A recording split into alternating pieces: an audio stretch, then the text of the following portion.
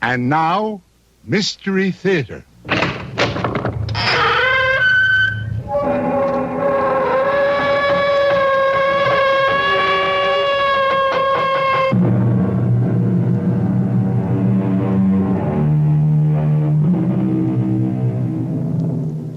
Come in.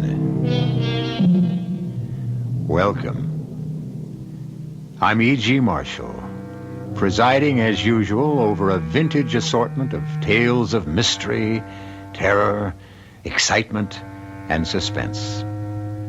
Someday we shall simply have to rid ourselves of all the well-worn cliches that obscure our speech and corrode our thinking.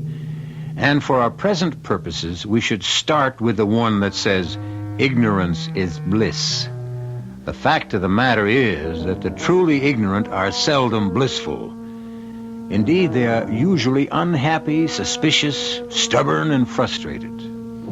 True, a little bit of wisdom may be dangerous, but a great deal of ignorance is usually fatal, as we shall demonstrate. That garden.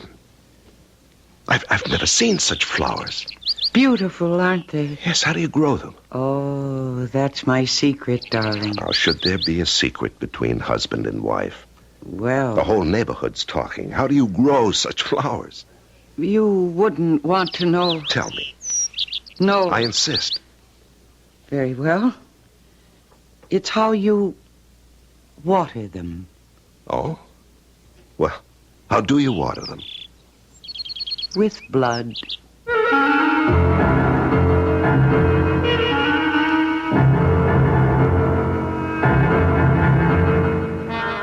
Our mystery drama, The Flowers of Death, was written especially for the Mystery Theater by Sam Dan and stars Mercedes McCambridge.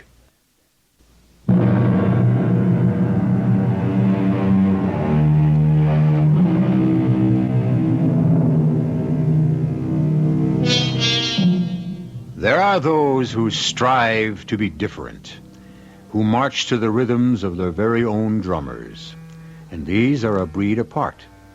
When they succeed, we hail them as geniuses. When they fail, we confine them as madmen. In either case, they remain a mystery to most of us. They are beyond the common understanding. This is because, for so many of us, the usual tendency is to play it safe. The usual advice is, don't stick your neck out. The usual goal is to be like everybody else. Don't rock the boat. Don't make waves. These have been articles of faith for Walter Morrison and for Gretchen, his wife. Hello? Darling, Walter, where are you? at the office. I called to tell you I'll be late for dinner tonight. Oh, Walter. Well, can't be helped, dear. Parker's in from the coast, and I can score some points if I hang around and just chat with him, okay? All right. Oh, we should ask Parker and his wife out to dinner. Oh, she's really a horrible woman, Walter. Well, sure she is, but Parker can do me a lot of good. All right, dear. I'll see if I can set him up. If it's go, wear brown. Brown? Yes, it's your least flattering color. You shouldn't look too good. She's older than you, and she'd resent it. Yes, dear, I understand. There anything else you want me to do, Walter? No, that's about it. See you later. Oh, just a minute. Hello. Yes, what is it? I was right. You were right about what? About you. Oh, look, I don't buy anything from door-to-door salesmen. In that event, may I trouble you for a glass of water? Water? Actually, I'd prefer a glass of wine if you had it. I suppose it's an odd request. In this century, in this place, in this time, the concept of hospitality has ceased to exist. Sir, I'm really very busy. Now, consider your ancestors. They would have invited me inside with a hearty welcome, prevailed upon me to stay for supper, spend the night. I'm really not interested. Today, the stranger who rings the doorbell is directed to the nearest motel, if Indeed, the door is opened at all. Oh, you'll have to excuse me. My telephone is ringing. No, it isn't. I warn you, I'll scream for help. I'll call for the police. You simply don't know how to handle this at all, do you? What do you want? What are you selling? What do you need? I already told you I don't want to buy anything. That's not what I asked you. I asked you what you needed. I don't need anything. Now, please just let me close the door. Is that really true, that you don't need anything? Yes. You have everything your heart desires. Yes, now please. Love, happiness, fulfillment. Yes. Think carefully. Don't answer quickly. I told you I don't want anything you're selling. I'm not selling anything. Well, then why did you ring my... As I was walking by, I saw you at your window. You reminded me of someone. Someone I knew a long time ago. I'm really not interested. You should be. I mean you no harm. Then what... I saw your face. It reminded me of someone I loved once. But I can't remember her name. Oh, please, I'm frightened. Don't be afraid. You remind me of her. But who was she? There were so many. I must tell you, I loved deeply and with all my heart, but not for long. Never for long. Who are you? God. You're what? I should say, a God.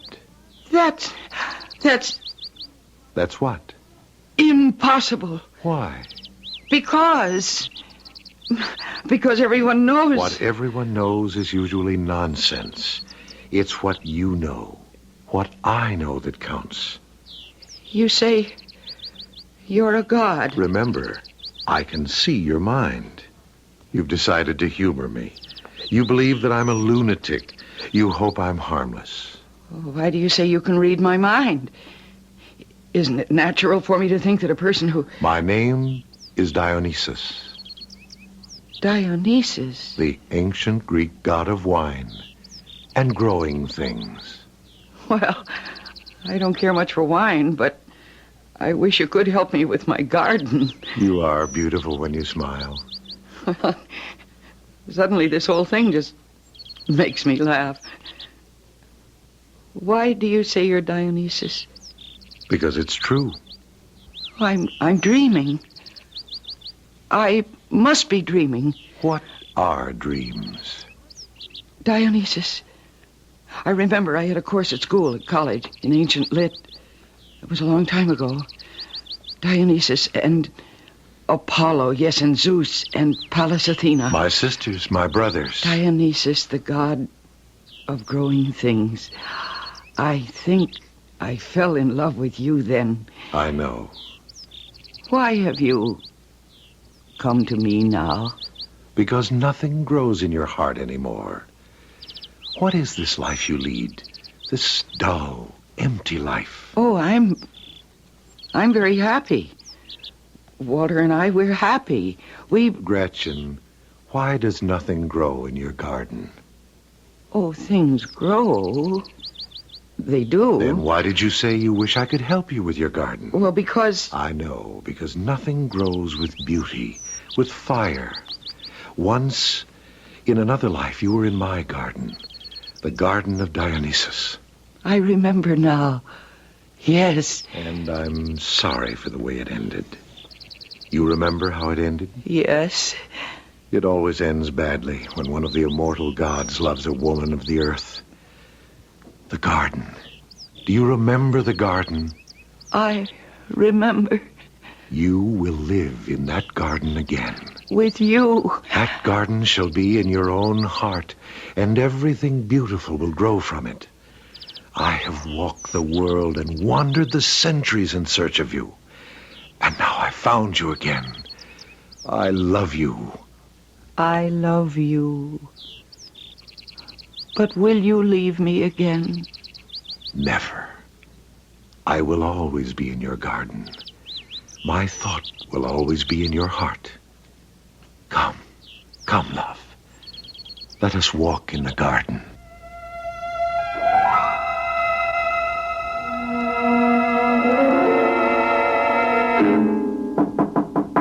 Come in. Ah, Walter. Have a chair, my boy. Well, thank you, sir. Read the report, Walter? First-rate job. Well, I appreciate that, sir. Well, now, Walter, Carraway's resigned. Yes, so I've been told, Mr. Baylor. And you don't have to be told. The assistant general sales manager's job's wide open. Well, I don't have to be told that at all, sir. It's the jump, Walter. The big one. Yes, I've been aiming for it these past 10 years. Well, we just don't promote a man around here. We promote a team. A team? A man and his wife. Oh, I understand that. Glad you do. Man has to have the right kind of wife. Yes, well, Gretchen is absolutely perfect, sir. Good. I'd like to meet her. Well, sir, may I invite you to our house for dinner? Well, thank you, Walter. I accept. What did you say her name was? Gretchen. Sounds like a frivolous name. Well, her real name is Margaret, sir, but you see, Gretchen is a kind of nickname. I prefer Margaret. Well, Mr. Baylor, I'm sure we can call You see, her... my boy, it's just after that very unfortunate experience with Carraway's wife. Here we have a man who's assistant general manager of this company, and his wife is practically a hippie. Gets her name in the news with all kinds of unsavory and disreputable people. Yes, I understand, sir. You might say I'm snake-bitten.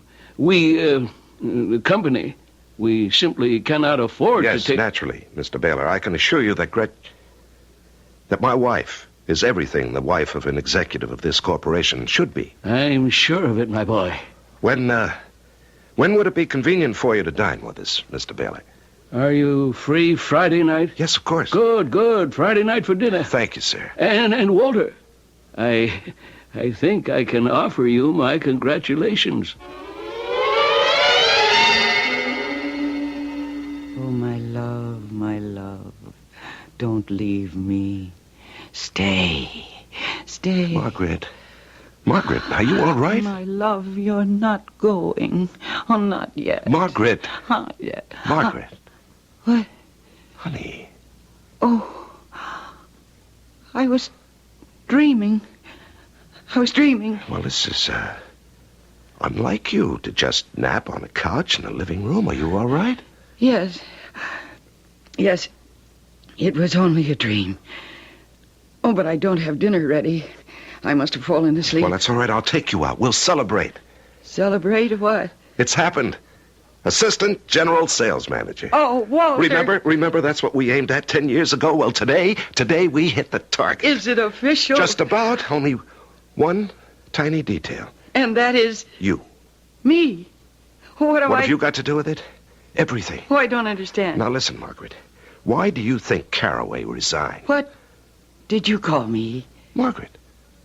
Oh, my name is Gretchen. Well, yes, perhaps, but Gretchen comes from Margaret. Oh, I don't like Margaret. That's why I call myself Gretchen. Well, Margaret suits you better, dear. It's more mature, more dignified. I don't think so. Well, Mr. Baylor does. Well, why should my name be any of Mr. Baylor's business? Darling, before we get sidetracked, I asked if you knew why Carraway resigned. What does Mr. Baylor have against my name? Carraway didn't jump, darling. He was pushed. His wife didn't fit in. What does that mean? Evidently, a man's wife has to fit a certain image in this corporation. Well, I was never involved in any of your business things before. Yes, I know, but now it'll be different. Why did you say Mrs. Carraway didn't fit in? Well, she wasn't too careful about what she said. Why? What did she say? Well, you met her. She's the type who says a lot of kooky, oddball things. All I know is that she said to me she couldn't take this rat race seriously. Well, a corporation is supposed to be your life. You just can't say things like that in front of people like Mr. Baylor. Well, do I have to meet Mr. Baylor? Darling, what's gotten into you? Walter, is the company your life? Well, of course it is. It's always been. It's my career. It's our living. Now, that should answer that question. Are you going to meet Mr. Baylor here Friday night? He's coming to dinner. Did you have to invite him? He wanted to look you over here in your own setting. Why? Well, to determine whether you'd be an asset to the company. I see. Darling, what has gotten into you? Why all these questions? I'm sorry. I had this dream. About what? I can't seem to remember. All right, forget it. Come on, now. Let's go out to dinner right now. Okay. And Walter, you're Mr. Baylor, I promise you, he'll be proud of me. Darling, I know that. Now, where would you like to eat? Oh, anywhere. Now, just remember, we can now afford the very best. Walter, look. Look. What is that? The garden. What about the garden? Look at the flowers. Well, where did you get those flowers? They weren't here this morning. Look at those colors. Did you ever see such colors? Yes, red, such brilliant red. Roses and carnations and... I've never seen such beautiful The flowers. garden. Our garden. His and mine. What did you say? It wasn't a dream. It wasn't a dream. Well, where are we? We have a quiet, rather shy and self-effacing middle-class suburban housewife just this side of 40. A stranger rings her bell, announces he is an ancient Greek god, Dionysus, and that he wants to be her lover once again.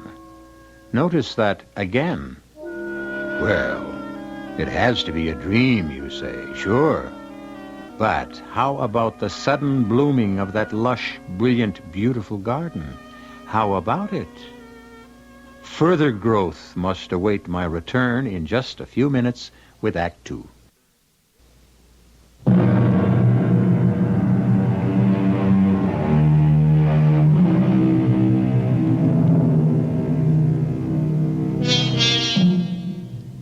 Is this how it was in the ancient days? Did the gods appear in dreams? All the loves we read about between the immortals and their human subjects, were these all dreams? Visions? Well, we don't know. We present only the facts in the case. And the basic fact in this case seems to be that suddenly the garden of Gretchen Morrison is a lush, luxuriant riot of color after she had dreamed that she had a love affair with the ancient god Dionysus. Well, people have had even more extravagant dreams, from what I've heard. It wasn't a dream. It wasn't a dream. What are you saying? Oh, nothing. Darling, how did you ever get all those flowers to... Well, I'd say it's miraculous. Hi there, Gretchen, Walt. Oh, hello, Porter. How's the golf? Hey, what have you folks done here? Well, you know, Margaret, she just putters around in the garden. Margaret? Who's Margaret? Oh, that's my nickname for Gretchen. What have you done to your garden, Gretchen? Nothing. Oh, come on, Gretchen. I'm willing to abdicate gracefully. June and I consider ourselves the garden people in this neighborhood. Well, Porter, And quite frankly, Gretchen, we never saw you as a threat. What I mean is, you did have a few respectable-looking plants. Yes, isn't it fantastic, Porter? Is it a fertilizer, a new kind of food? Now, dear, don't give away your secrets. Come on, Gretchen. We've always been good friends. well, they just grew, that's all.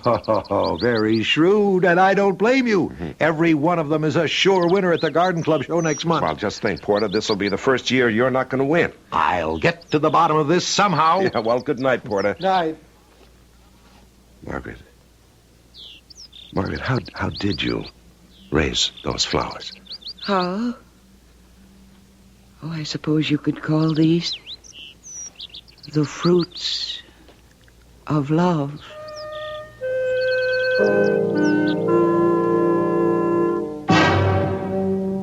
Margaret?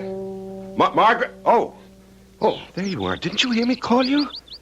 You were calling Margaret. Now, look, dear, it's only for Mr. Baylor's sake. My name is Gretchen. Well, all right, we'll just go along with it for tomorrow night. Now, what are you doing out here? I'm sitting among my flowers. Well, shouldn't we be inside with dinner? I was just listening Listening to what? to what they were saying. To what Who's saying? My flowers. Your flowers. They can't say Oh, anything. that isn't true, Walter. They're speaking now. Well, I don't hear anything. You don't hear flowers. You see them. Each color has a meaning. Now, Gretchen. That rose bush just in front of you. It isn't the same shade of red all the time. From instant to instant, it darkens and then lightens as the flowers feel and think. Margaret, quit this nonsense. Walter, it isn't nonsense. Yes, it is. Now, dear, I know you're under a strain. But I'm not. Yes, you are. And I was thinking about it. Now, tomorrow night is the most important night in our lives. It is. Why? Why? Oh, my God. Which one? Please listen. Now, you and I, we've worked for this. We have 10 years invested in tomorrow night. Oh, please, Walter, you mustn't excite yourself like that. Tomorrow night, we cross the Great Divide. The what? That line that separates the successes from the also-rans. Tomorrow night, a door will open for us, and we step into the executive suite. Oh? Yes, oh. And that door will be opened by Frederick Tower Baylor, or it won't be opened. Darling, I'm It sure... all depends on you. Now, here's what you have to do. I got this list from Mr. Baylor's secretary this afternoon. Walter, dear, I was in the midst In the midst of what? I was talking to these flowers, and now I think your anger has frightened them. Margaret? I mean, Gretchen. Yes? Gretchen, you don't feel well. Oh, no, I feel wonderful. I've never seen you so... So what? Well, you're usually so sensible. I've never been as sensible as I am at this very moment.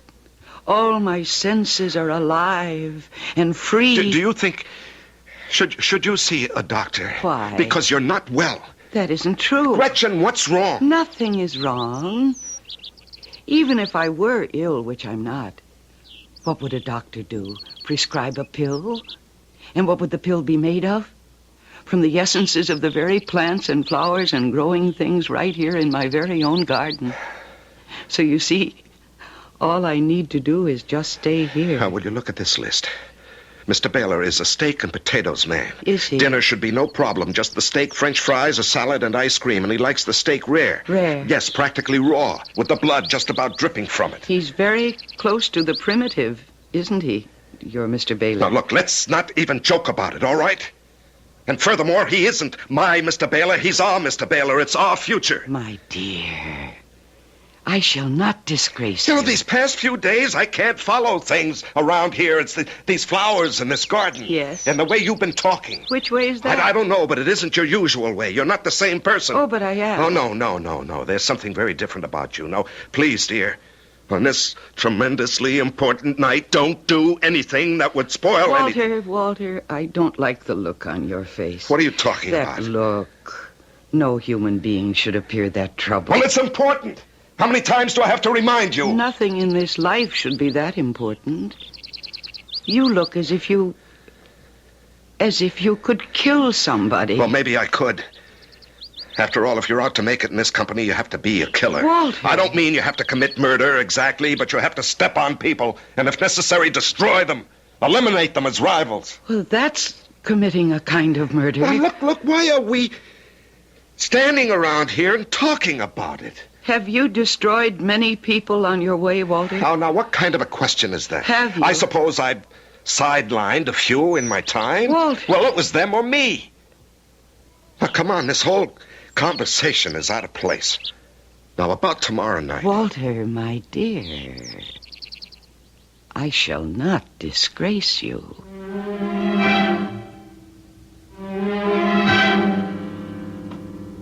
Margaret, we're here. Well, Walter, it's a nice-looking place you have here. Yes, indeed. The little woman is certainly a lady of good taste. Oh, thank you. Well, good evening. Dear, I would like to present Mr. Baylor, who is executive vice president. How do you do, Mr. Baylor? Hello. Do you like my gown? It was worn by the ancient Greek women, especially on festive occasions. But did you prepare a picture of martinis, darling? No, my dear. We shall have wine later. Wine? Oh, yes. Wine made with honey. The ancients called it mead. It's delicious. Well, yes, but darling... And we shall have a most wonderful supper. A meal that would be enjoyed by the gods themselves. Goat's milk and cheese, bread and fruits, and dates and nuts. But, darling, I told you that Mr. Baylor... But that will come later.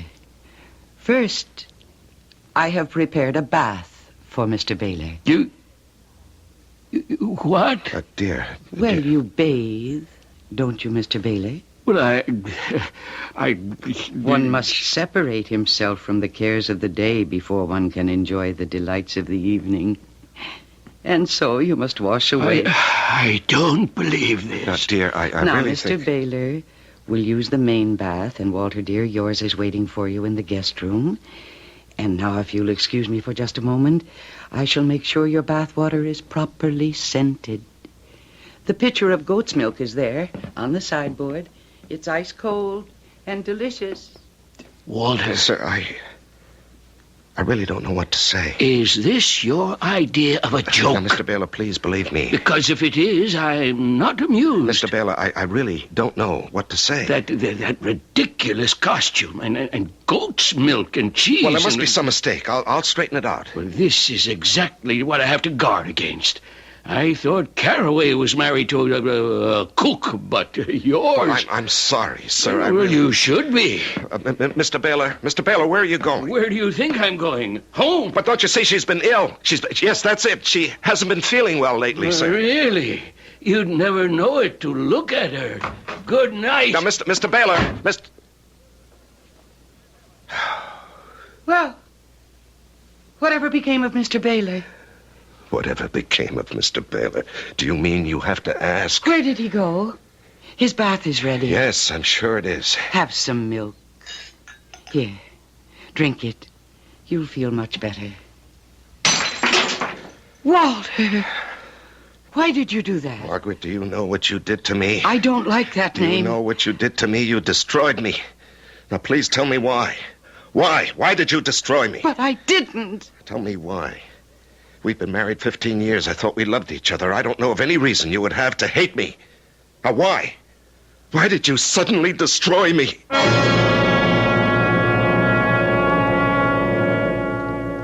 How many marriages are there like this? A man works hard with a single-minded dedication to getting ahead in his company. His wife sits at home, gardens, does some club work, but mainly and mostly she waits for him. The big thing in their lives is the job, the career, the company. I suppose the answer is there are many marriages like this. Even the best of machinery breaks under stress, and human beings are not the most perfect machines. We'll see what repairs, if any, can be effected when I shall return with Act 3.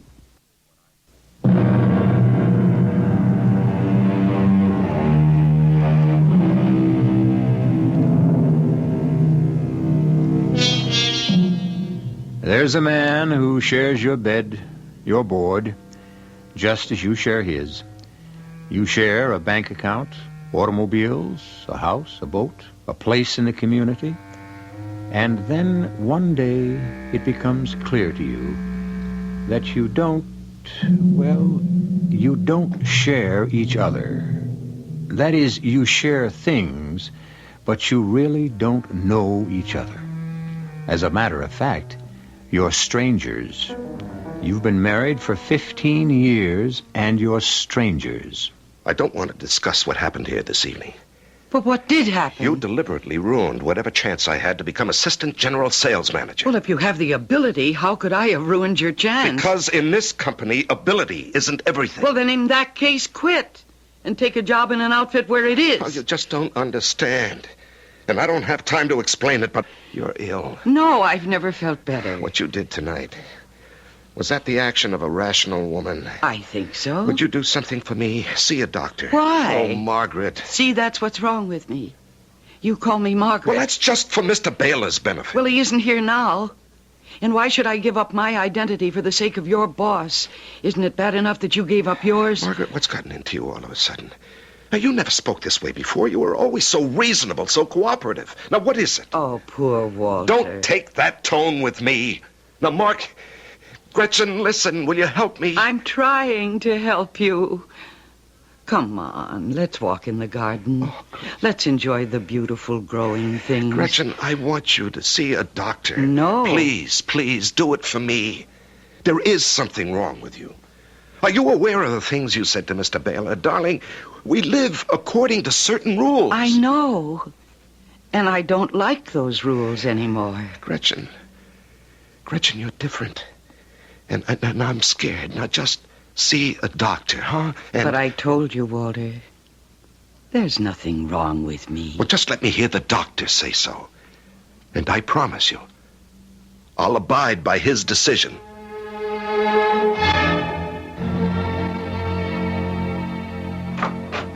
Mr. Baylor? Yes? May I come in, sir?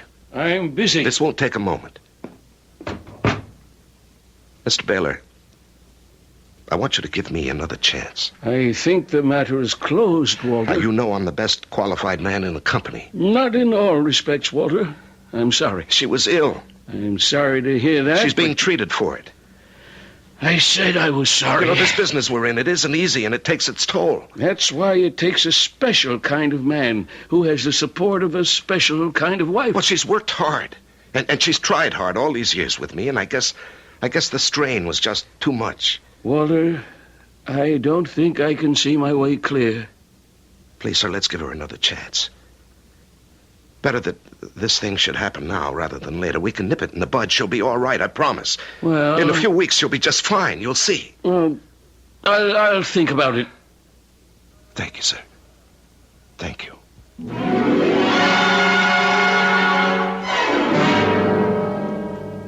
And he said his name was Dionysus? Yes, Dr. Marks. And don't tell me he didn't appear. If you say he was there for you. Why should the name Dionysus occur to you? Where did you ever hear it before? Well, I suppose in college, in the study of mythology. And that was years ago. I never even thought of it. But you absorbed it. And you now have the classic conflict between Apollo, who represents duty, and Dionysus, who is desire. But I never... All people face this battle. In some, it rages with more fire. In some, the flames are banked. But in no one is it ever dormant. But the garden, the flowers and plants, and the growing things, how do you account for them? There's a reasonable, rational explanation. A sudden coming together in one spot of wind, water, soil. But this garden, he said, and I know, it's the fruit of love, our love. I sit there among the blossoms, and I know he's with me. He's talking to me. My dear Gretchen, you will learn better in the winter. What about the winter? In the winter, the garden will die, and so will this dream.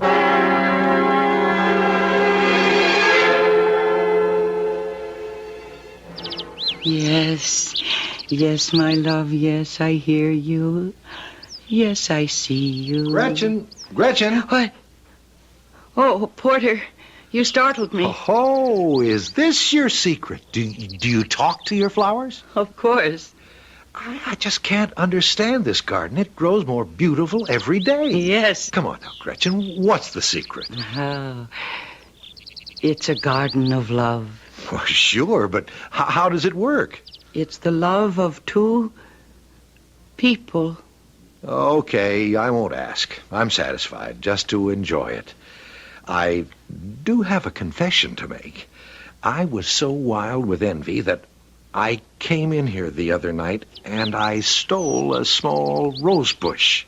But you could have asked me for it. I planted it in my garden and the next morning it was dead. Oh? I was careful. I handled it gently. I watered it and fed it. But it died. It withered completely, as if it had died a long time ago. Perhaps it did. Gretchen, what's come over you? You seem so different, so... Yes? Well, you always struck me as well, I'll say it, a very quiet little person. And now you glow all over.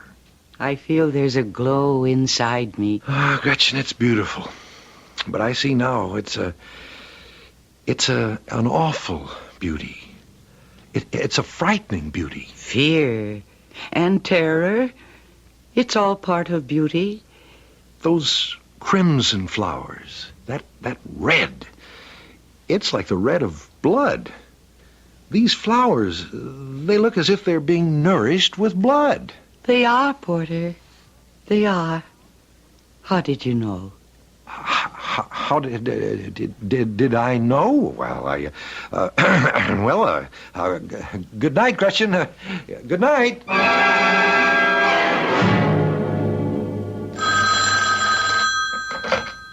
Hello? Gretchen, it's 4 o'clock. I called to check. On what, Walter? To make sure you were at the doctor's. Oh, Well, you have an appointment. Did you forget? no. Then what are you doing at home? I don't care to go. Now, what are you saying? Well, why should I go? I'm not the one who's sick. Mr. Baylor is giving us another chance. Oh, Mr. Baylor, what an unfortunate man. He should spend more time with growing things. Bring him home with you tonight. I'm on my way right now, this minute. Now, don't you go anywhere. Why, Walter, where would I go?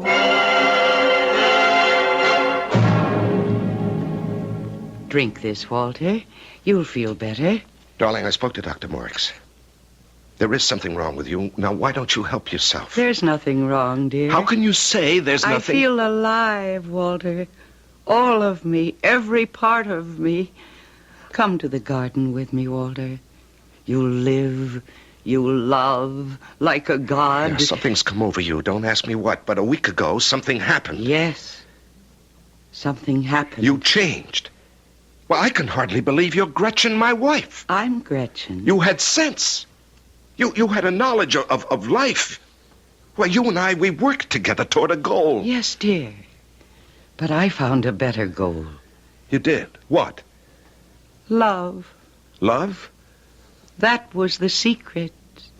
The secret of the ancient gods. Now, Gretchen, I'm going to drag you to the doctor. Oh, if you must fight, fight like a man with your hands. I despise you. Now, what has happened? You can't just suddenly tear down our life. What's wrong with what I'm doing? Why shouldn't I work for the Baylor Corporation? Because it's a house for slaves. Well, it's my job. We agreed. You never objected. It bought us this house and the cars. And turned us into fawning, simpering, terrified slaves. Okay. Everybody in the world is a slave to something. That's what life is. You give to get. Yes, everyone is a slave. But I have been freed. What do you mean freed? By whom? By my lover. What lover? He's in the garden. Now, Gretchen, you come back here. If you want me, fight for me. Fight him for me. Oh, love. Oh, love, stay with me. Don't let anyone keep us apart. Gretchen, who are you talking to? My lover. Don't you see him? You mean there's another guy? Someone else? Someone else who gives me what I need. Who? He's a god. Who is he? I told Who? you. I'll choke it out of you. He's a god. Who is the guy? Walter! You're choking me! Who's the guy? You're choking! Who is... Walter! Walter! Who? Please. Please. Bury me here. In my garden. Gretchen. Oh, please. It's dark. And no one will know. Oh, please.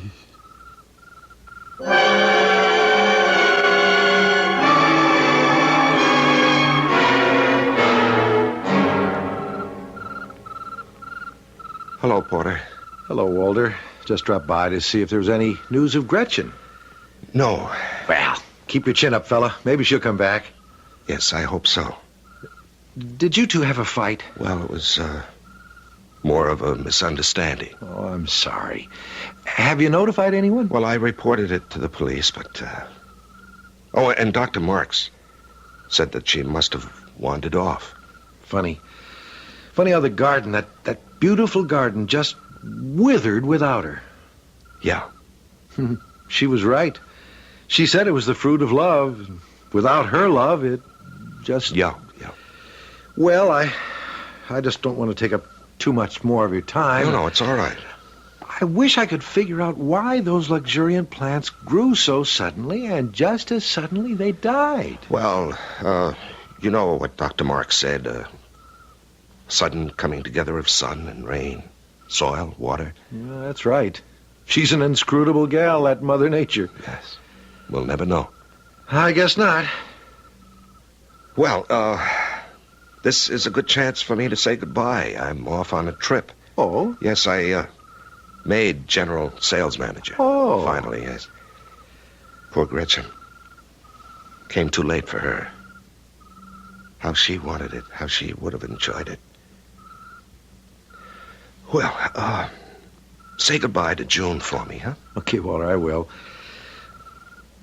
Walter, is it my imagination? What? The garden. What about it? Those plants. They're dead. Walter, that color, that crimson color, the scarlet color. Look. Why, that looks... It's blood. Blood. Oh, you're crazy. It's just color. Am I? What, just look, blood on all the withered blossoms. Fresh, bright blood all over the garden. Gretchen. What do you mean, Gretchen? And it can't be her blood. It can't be. Well, whoever said it It was? can't be because there was no blood. What do you mean there was no blood? When I killed her, there was no blood. She fell, you see? And she struck her head hard against the tree, but there was no blood. Walter, do you know what you're saying? I can prove it.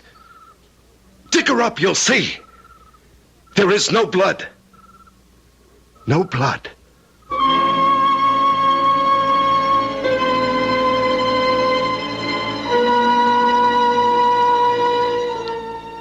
Well, there was some in the garden, in the beautiful garden of Gretchen and Dionysus. And the garden is no unusual garden, for all flowers have something in them of the one who plants them and watches and waters and nurses and loves them. I'll be back shortly.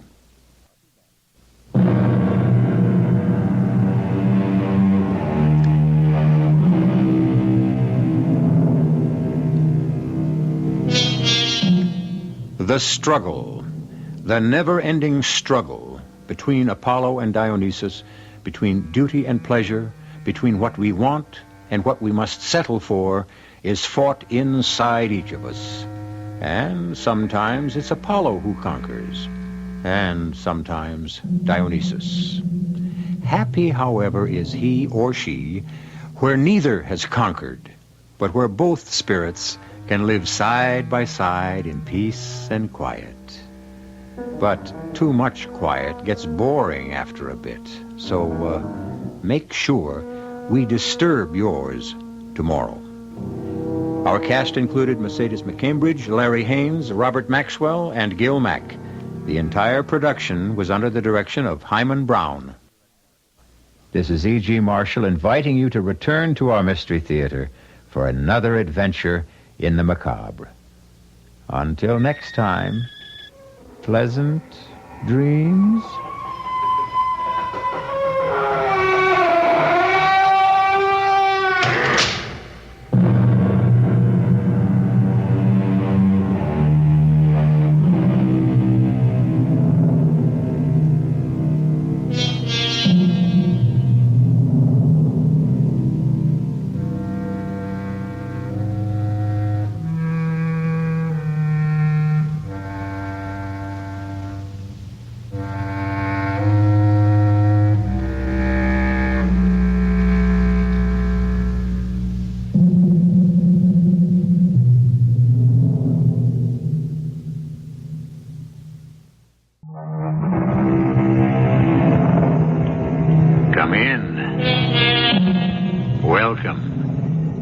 E.G. Marshall.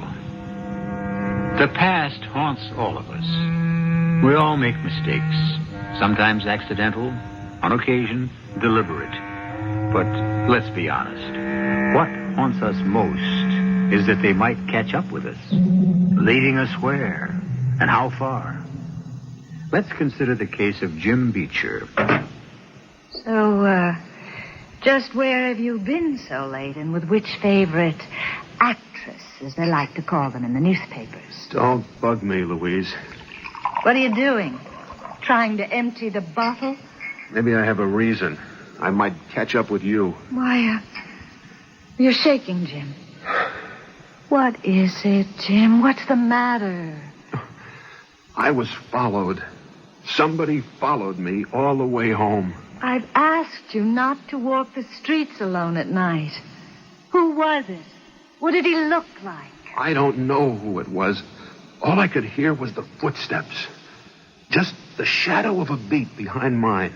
As though she, whoever it was trying to fit their feet into my footprints. Every time I stopped, they stopped. And when I turned around, there was nobody there. Nobody at all.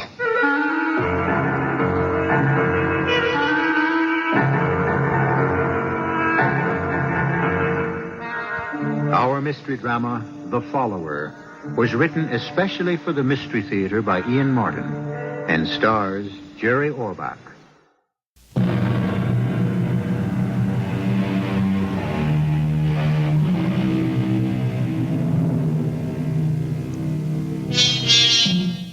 No terror is so heart-stopping, so breathtaking as the terror of the unknown.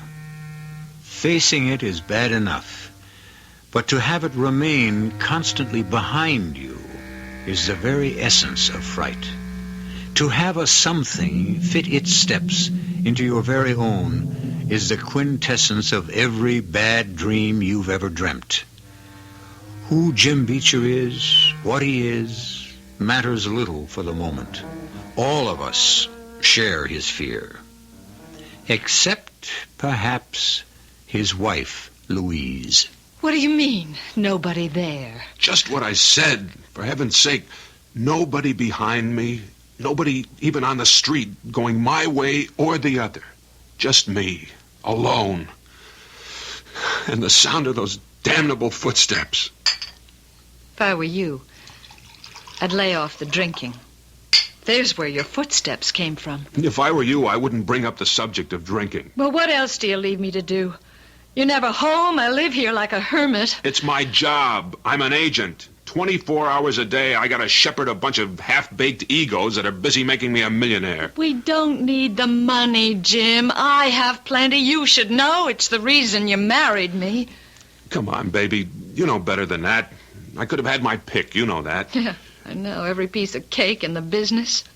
But you chose me. Hey, let's not get into that Brannigan again. If you can't get the notion out of your head that I'm constantly cheating on you, what you need is a shrink. After tonight and the way you're acting, I think the shoe's on the other foot. What's that mean? Well, you must have a guilty conscience. About what? You pin it down. I don't know what you're talking about. I am talking about the wee folk. What? The knoblocks, the leprechauns, and the slimy things that go bump in the night. You're drunk again. Why don't you go to bed? But I'm not drunk enough to sleep yet. Why don't you? I don't feel like going to bed. I can just bet not. It might just sneak in behind you right under the sheets. What? You know, the follower. Whoever's dogging your footsteps, your invisible shadow. Knock it off. What happened to me tonight was no joke. What happens to me every night is no joke either. So don't ask me to be sorry. I just ask you one thing, Jim. So ask. Go see a psychiatrist. He might be able to clear this up for you. He might be able to clear up a lot of things. That sounds more like a threat than a request. Maybe. I love you, Jim. But I'm awful close to the end of my rope. You have so many enemies. I'm one of the few who still isn't. But if I walk out on you, it'll be what's ahead of you that'll be your real problem. not what you think is following you.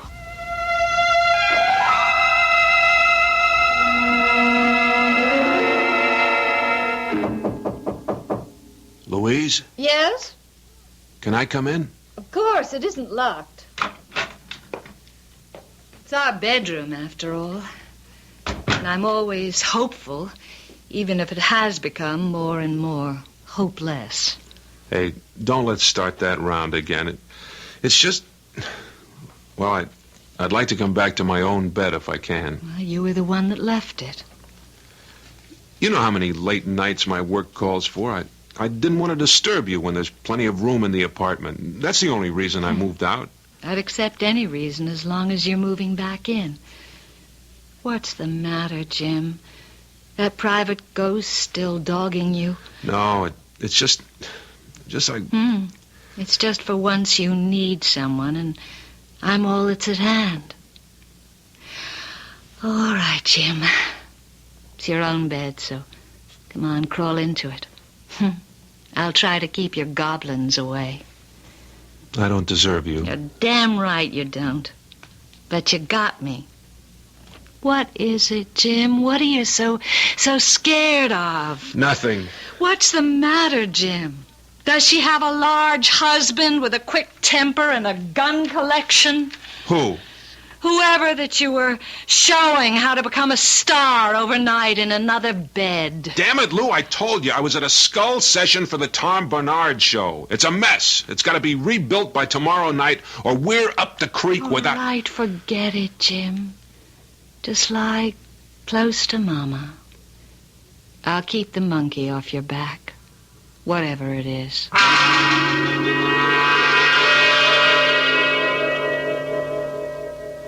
Hey, don't give me any of that jive, Bessie. You're on the stuff again. That's why you didn't show.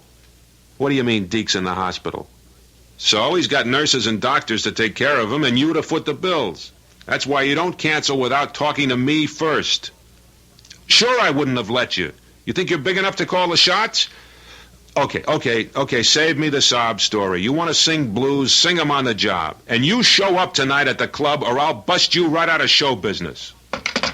She loves that husband of hers, Jim. He pretty near croaked last night.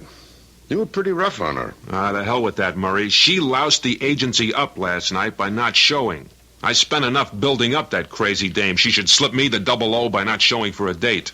Anyway, she's never going to make real big time. And I'm sorry now I signed her long term. So let her go. Not till I make my dough back out of her. And a profit. Then I'll drop her so hard she'll bounce higher than the Statue of Liberty. You know, you're a first-class rat. It's what makes me a success. And you, Murray, don't ever forget it. So, let's see what else is new in ulcer making. Don't go looking for trouble. Everything else is smooth as glass. What about the short fuses? The Astrodome met all our terms. Tickets are being printed already. The demand is sensational. Rock stars. Once I dreamed of better things. It's where the money is. What's better? I wanted to find and develop a Helen Hayes, a Carol Channing, a Sarah Bernhardt. Well, that's running the gamut. But why? There's no big money in the theater. You know that. Big money I took care of right at the beginning. I married it. What I really wanted was fame. You got it. Nah, not this kind. I wanted class, Murray. Respect. Maybe even a kind of a place in history. In show business, I mean. Like Sol Hurok, David Belasco. Forget it, Jim. You're not the type. A thief you are. A thief you'll stay. Hey, I never stole a cent in my life. Not so you could get caught at it. But you wheel, you deal, you cut corners, and you don't give a damn for anyone but yourself. You're an operator. Best in the business. Isn't that enough? I don't let anybody talk to me like that. You already did. I ought to can you right now. The only friend you've got? Who would you have to talk to? Yeah, you'd probably walk right out of the agency and use all you know to cut my throat. Who needs to? Most of show business is trying to do that already. But you're too slick for him. Nobody, nothing can stop Jim Beecher. Ah, come on.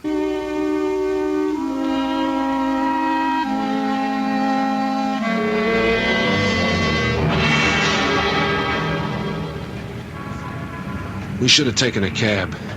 It's starting to snow. That's nothing. It's just like powder. It's only 6 blocks. A little air is good for you. What's the matter? You got a crick in your neck or something? Huh? Well, the way you keep moving your head to the side like that. Like you were looking over your shoulder. What's the matter? Murray, are you sure there's nobody there? Well, just the cop standing on the corner on the next block. There is somebody there. Nah. Can't you hear them? No. Keep walking and listen. There. Don't you hear the footsteps? Just ours. No, I mean the ones behind mine. Just a split second after every step I take. Behind me. Following. You're nuts. Can't you hear them? There's nothing there. Nobody. Look. Come on, I'll prove it to you. Look back. You see, there's enough light snow on the ground so you can see our footsteps. 2 sets. That's all. Don't you see? That's why she, whatever it is so clever. It puts its feet right on top of mine. Every step I take. Jim, you're talking like a crazy man. Now, come on. I can't. I'm afraid it'll start following me We're again. only a block from the restaurant. What you need is a drink. Come on, let's go, Jim.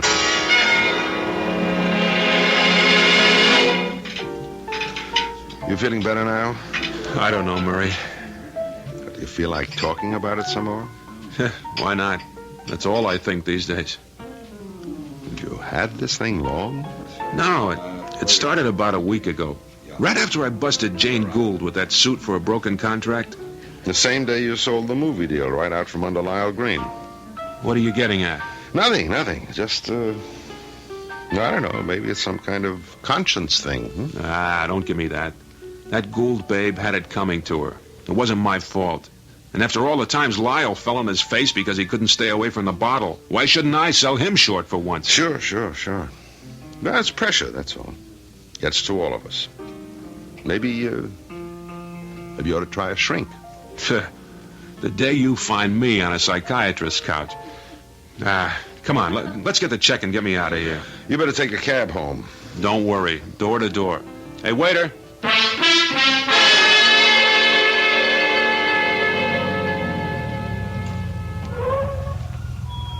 Hey, cabbie, what's the trouble? Lousy, no good mechanics. I told him that battery had a bad cell.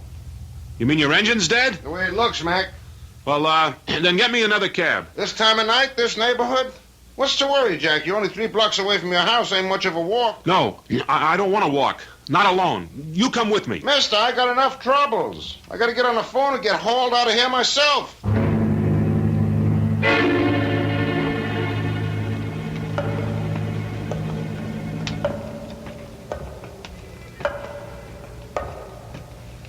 No.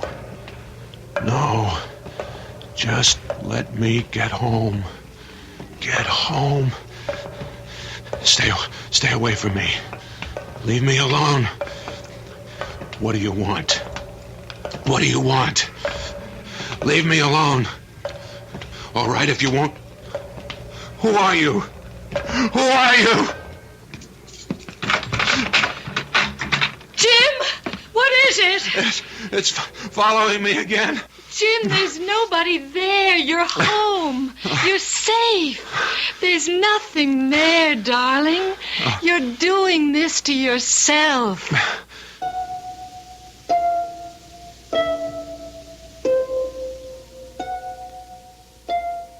A man haunted by a ghost who sneaks his footprints into those of the man he follows. Not a very nice man, true, but the experience he is going through is thoroughly unnice also.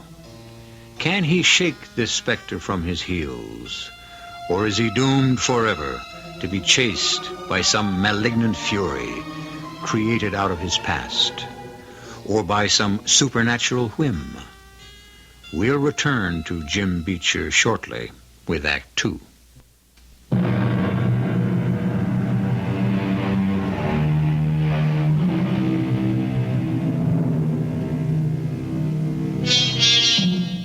Quote From the Random House Dictionary, obsession, the domination of one's feelings or thoughts by a persistent idea, desire, or image. Certainly that describes Jim Beecher.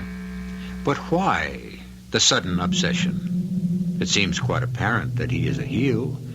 Why should conscience suddenly catch up with him? And which of the trail of human beings he has callously left broken and cast aside in his past should suddenly decide to catch up with him?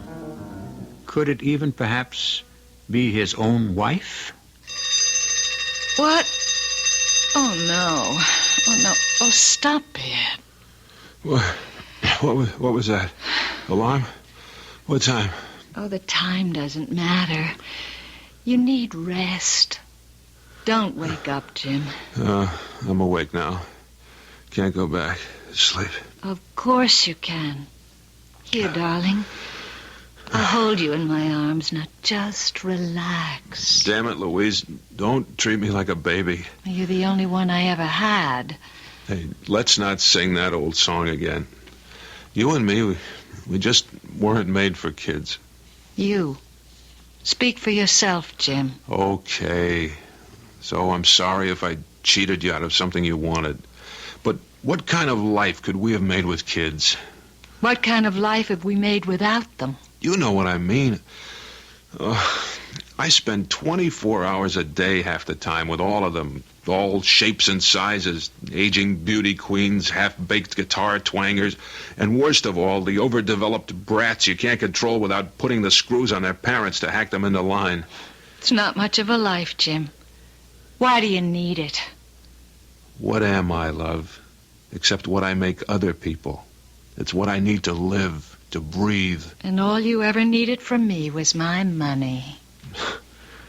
8 o'clock in the morning. Good time to be honest. All I needed was a start. The rest I could prove, and I have. Of course you have. You've proved yourself. Money doesn't matter anymore. So why not take a rest? Let's just go away together somewhere. I can't. You mean you don't want to? With me? It isn't that, Lou. All my life, I've had this rocket up my tail. Since it isn't going to be me who shakes the world, I got to find that superstar, the one who tops the field, that nobody can forget. Once I do that, maybe I can turn off the steam, relax. Oh, Jim, if only you didn't have to prove something. It's funny. I never really knew I felt that way. I honestly still don't. I mean, all the way. It's this other thing that's happened to me that's got me really shook. Put your arms around me, Lou. Why do you even have to ask? If you'd only give me a chance to love you. I need someone to love me. Murray made that clear. I don't have many on my side, if any.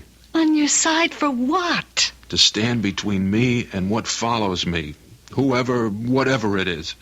Here, for this moment, I'm safe, but not for long. The minute I get on my feet, the steps will be back on my trail. What am I going to do? See Dr. Braun, please. That old poop. You should know how he helped me. He conned you. There was a time I was ready to kill myself, Jim, because I knew you neither loved me or needed me anymore. And if it hadn't been for Dr. Braun, you'd be a free man now, a widower, if you like that term better. You were ready to kill yourself? Without you, Jim, I'm nothing. I just wouldn't want to be. Well, how did he stop you? Well, that's between him and me. Try him. Maybe. The way it's going, I have nothing to lose. But what dogs my heels, I don't think any shrink is going to cure.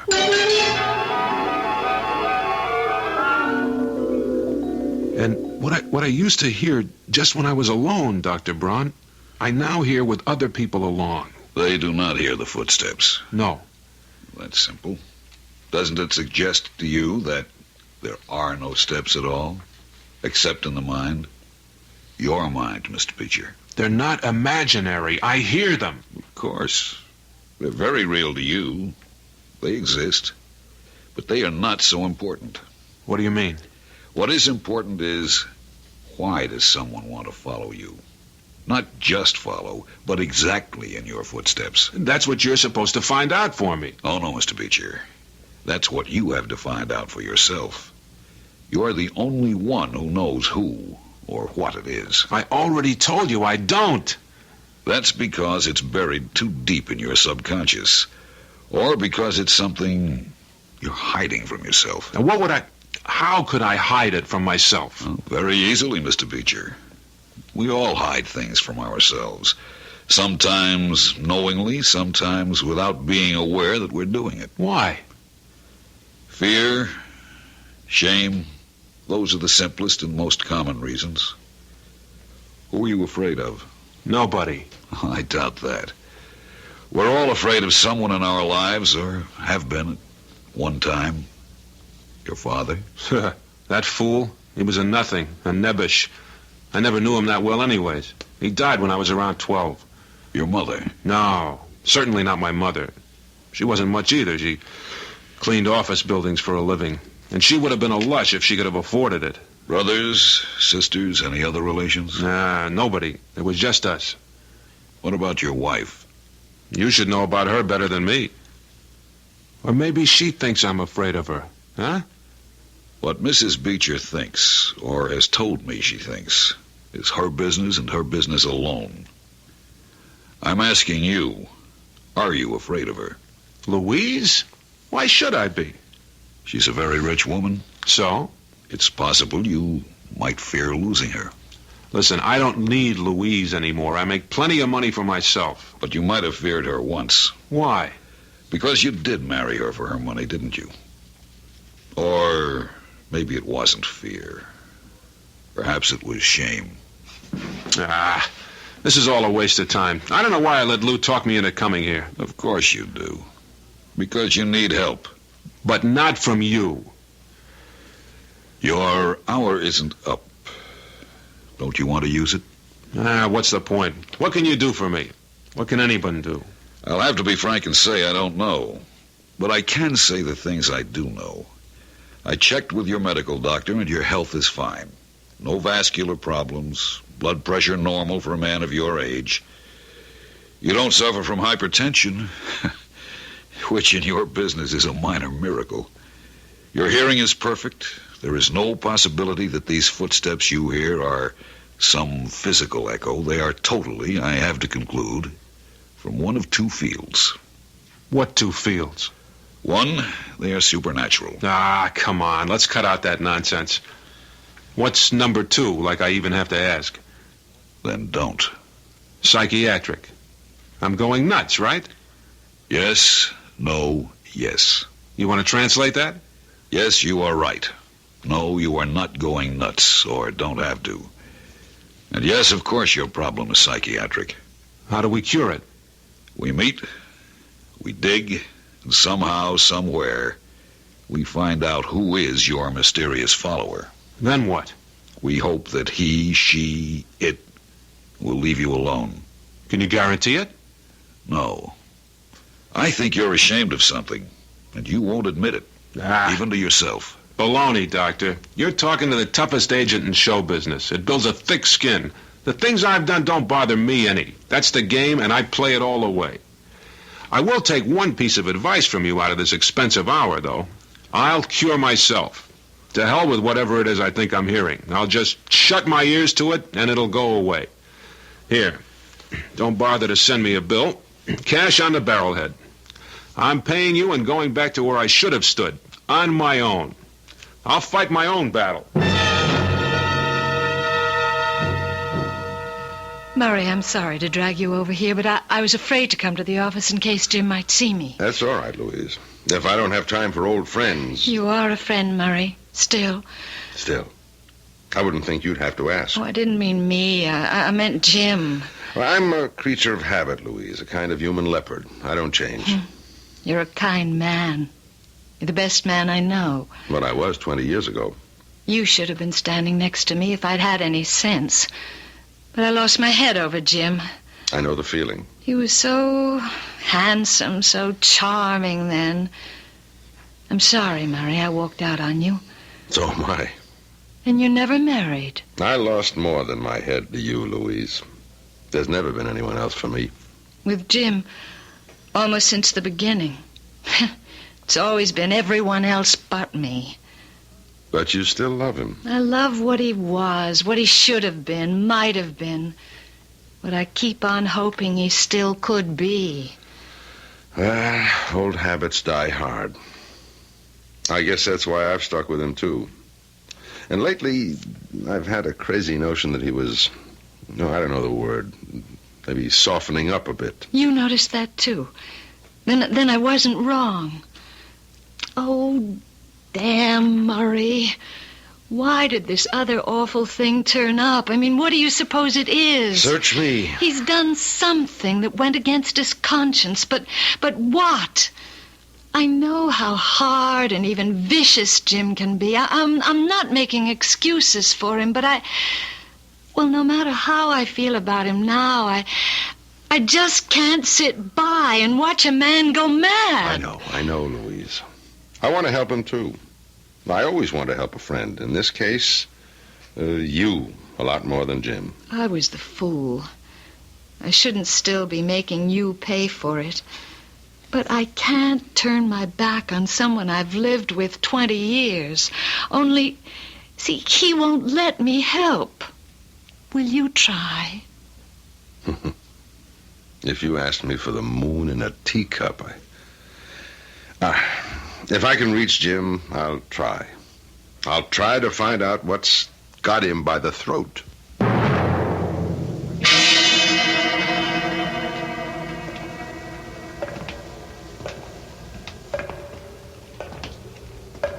I don't hear them.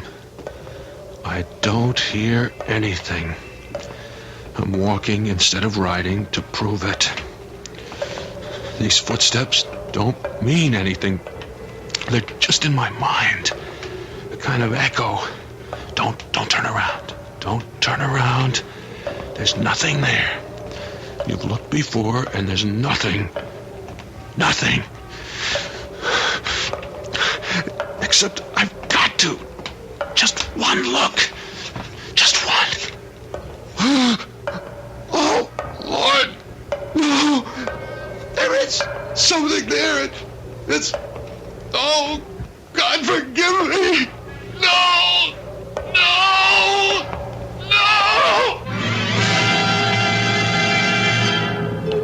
So the follower has become more than just the sound and feel of footsteps right on Jim Beecher's heels. It has become something to be seen, at least a shadow. But a shadow of what? Who? And if he is driven far enough, will he destroy it? Can he destroy it? I'll return shortly with Act 3.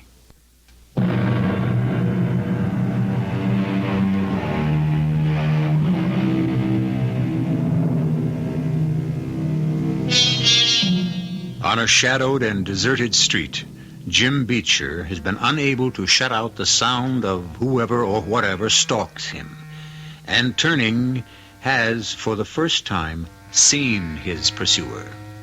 Seen, at least been conscious enough of a presence there to break in wild panic and run toward a well-lighted boulevard. Hey, look out, you crazy! Hold it! No! All right, everybody, stand back. Make room. Give the guy a chance to breathe. Hey, you, get over to that booth there and get an ambulance. Dial 911.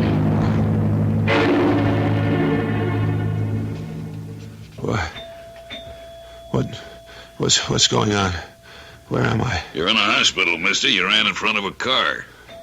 Am I hurt badly? I don't think so. You want me to call anyone? Yeah. Call Mr. Murray Schneider. His number is, let me think. His number is...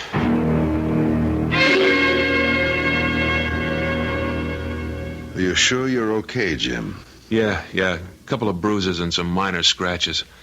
Hey, just get me out of here before they dump me in the loony ward. Okay, don't worry. I'll take you right home. No. Murray, just get me to your place. Huh?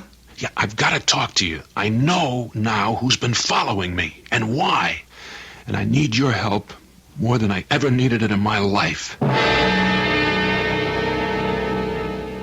And there's nothing to worry about, Louise. I have him with me, just a few scratches and bruises. Why didn't you bring him home? He said he wanted to talk to me first. And he didn't even want to call me. But he says he knows who's been following him, or who he thinks is. He wanted my help. But not mine. Louise, what can I say? Nothing, Murray. I just hope he's come to his senses. It'll make two of us. What does that mean? I want Jim to get well, to find himself again, to have no problems, because... Yes, what? Because I finally made up my mind. Jim and me. It's all finished. I just can't take him anymore.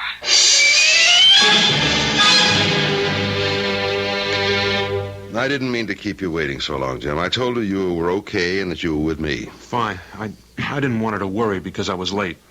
That's a new wrinkle. Never worried you before. You don't have to rub it in. A first-class heel. 30 years experience.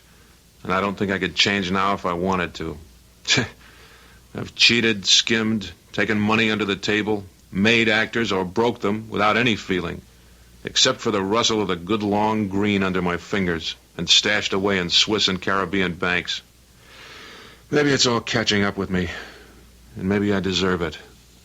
That doctor, he stirred up the old memories.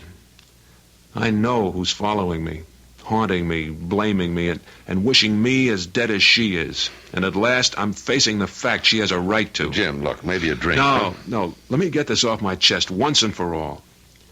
It was before I met you, Murray. Nearly 30 years ago. And I was some different kind of guy. Like I was working for Harmon and Sells, the big agency that went broke. Yeah, I remember them. Yeah. I was mainly a gopher. But I did some minor casting for the summer circuits. And one day, this little girl named Christy Meadows walked in. And I broke my tail to get her a booking with a stock company as resident ingenue. She was good. I mean, really good. And she was loaded. With talent? No, I mean with dough. Her father was president of an oil company, and money was beans to him. Christy never knew it, but he laid one solid grand on me under the table in 50s to make sure his little old gal got her chance. I had to laugh because she didn't need his help. Didn't even know he was offering it. But I decided right then and there I could use his help. More than that, his daughter. I used to go down weekends to the theater where she was playing, and not only for her money and the future I thought it could buy me. There was a lot more to it than that. A lot more that it didn't take me long to tell her. I declare, from all the stories I ever heard about New York, I didn't expect ever to find an agent that would give me such personal service. You can knock it off, Christy. You know I'm not down here as an agent. I certainly hope not. I love you, Christy. I thought you'd never say it. Oh, darling, what a life we're going to have. Oh, such a long, lovely future. Yeah, if your dad sees it that way. I'm not much of a catch. I don't make much money. Oh, who cares about money? We'll make it. Well, her father didn't take to the idea of me as a son-in-law. Christy had a little apartment in New York, and even though I had my own place, we were living together. I don't know how he found out, but one night, poor Christy had to lay the ultimatum on me. Oh, he's just as stubborn as an old mule, and he means it. You mean if we wanted to get married, he'd cut you out of his will? He already has. But we're not married yet. No, Jim, but we sure better had going to be. Why? Well, 'cause I just haven't been as careful as maybe I should have been. What? I went to the doctor, Jim. There's just no kind of question. I'm going to have your baby. Look, it isn't too late. We could do something to stop it. That's just what my daddy wanted to do. I didn't think to hear it from you. But I haven't any money, Christy. I couldn't even support you, let alone a kid. But we could make out somehow. If you really loved me, do you? Well, of course I do, hon. Christy, we've got to use our heads. We can't cut it together with the money I make, even with you working too, and you won't be able to do that for long. I can't start out that way. What do you mean, start out that way? I got plans, baby. 1,000,000 plans, but I need some backing to get them going. Jim, are you trying to tell me that you're not planning on marrying me? Don't you see it? It's different now. I mean, somehow I'll manage so we can get rid of the kid, but because I'm not a Texas oil heiress, you're going to walk out on me. You've told me your father would never go for me as your husband. But I do. I love you, Jim. Don't you love me? Sure I do, Christy, but we got to be practical. Practical? Jim Beecher, you're my whole life. And if I can't have you, I don't even want to live. Oh, don't be a silly child. Listen, I'm going to tell you something. If you walk out on me, I'm going to kill myself. I swear it. I promise you. Come on, Christy. Let's cut out the corny dramatics. Nobody kills themselves for love. Not at our age, and particularly a girl whose father owns half of Texas. I don't even want a corner of Texas. I want you. I am not going to live without you. Come on. Let's cut out the melodrama. It isn't melodrama. It's just God's honest truth. Damn, this isn't a scene in a play. Will you forget you're an actress and stop the dramatics? Okay, I'll bring you to your senses. Here. What's that? Sleeping pills. Enough to make you shuffle off the mortal coil. Just as effective as Juliet's fatal draft. What are you doing with those? Where'd you get... The big boss has them in carloads. All the kooks we handle need uppers, downers, you name it. And we hand these out carefully. But just so you wake up and grow up, I'm leaving you enough to make the final exit. No. Jim, don't walk out on me. Look, I'm a working stiff. I'm this evening's gopher for one of our lousier comics who's making his big comeback, ha-ha, at some forgotten joint on the island. I'll be lucky if I get there in time to go for his first double martini of the evening. You can't leave me like this, Jim. We got to talk. No more talking. We're through, Christy. Best way is to break clean. You'll thank me for it someday. So long. But, what about these? The pills? Just to open your eyes to life the way it's lived. Don't worry, you'll end up flushing them down the toilet. Or one by one, they'll give you a month of nice, soothing sleep. I'll set you up with a doctor for the abortion and let you know where or when.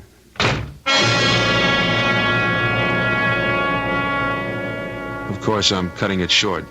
It didn't happen that fast or that simply. But I did leave the pills. What did I want, Murray? Was I really trying to help her grow up, or was I really praying for her to take them and solve the whole mess for me simply? No way they could be traced. Everything tied up in a neat bundle and thrown out with the garbage. You want me to answer that question? Oh, it doesn't really matter anymore. She took the pills. Sure. So you as good as murdered that girl? Yeah. No wonder she's come back to haunt you. Well, she won't anymore. She's proved her point. She doesn't need to. Why? Because I finally know what a heel I am. And I'm through. Murray, I'm giving up the agency. I'm going to try to go back to what I was. Try to make it up to Louise. You're looking at a 10% louse who's looking for 100% religion.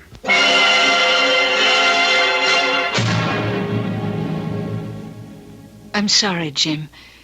It's just too late for us. I don't know what your great awakening is exactly. I don't even want to. But I know what mine is. I married the wrong man. As soon as I get a divorce, I'm going to marry the right one. Please, Lou, give me one more chance. Help me, Louise. I want to be what I was. No, it's too late. I've had all I can take. I just can't find my way back any more than you can. Jim, where are you going? Out, just to walk, to be alone. This time of night? What about the follower? No, I know now who that was. She won't follow me anymore. Finding out shamed me enough to make me want to find out not what I am, but who I was.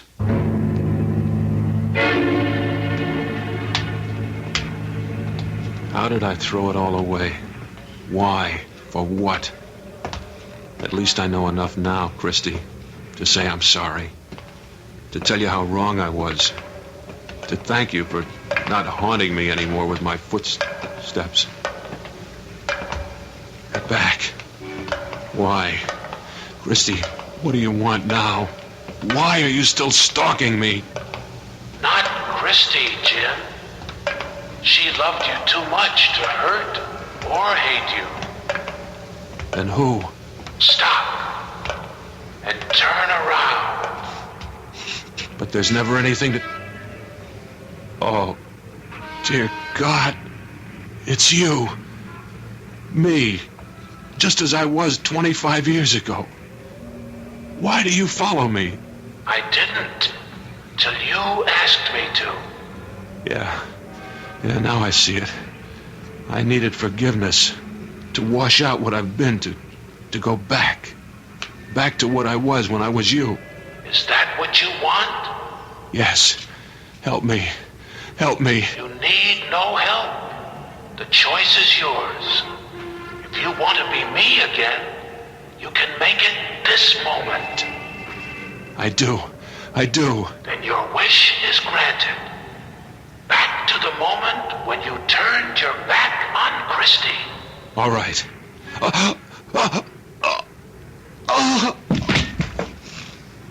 That isn't fair. I'm dying. Of course. You killed yourself when you killed her. Christy. The real Jim Beecher has been dead ever since. It must have been a heart attack, Lou. I don't think he ever knew what hit him. I should feel more, but I wasted all my love for him. I only hope I have some left for you, Murray. I have enough for both of us. And Jim's at peace. There's no one to follow him anymore.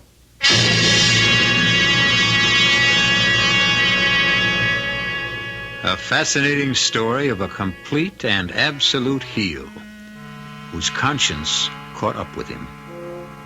Conscience, or was it retribution?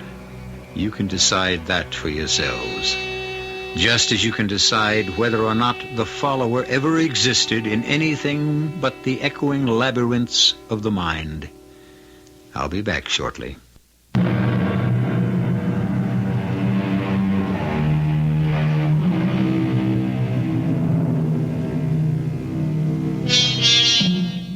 For this night, at least, we can all go to bed less afraid of the shadows that peer across our shoulders, the nameless, shivery things that sometimes haunt our dreams, and at least not fear that stomach-chilling terror of a step that sounds like a follower. We can all be like Satchel Paige and say, "Don't ever look behind. Something could be following you, and it might catch up." Our cast included Jerry Orbach, Carol Teitel, Nat Polen, and Jackson Beck. The entire production was under the direction of Hyman Brown. This is E.G. Marshall inviting you to return to our Mystery Theater for another adventure in the macabre. Until next time, pleasant dreams.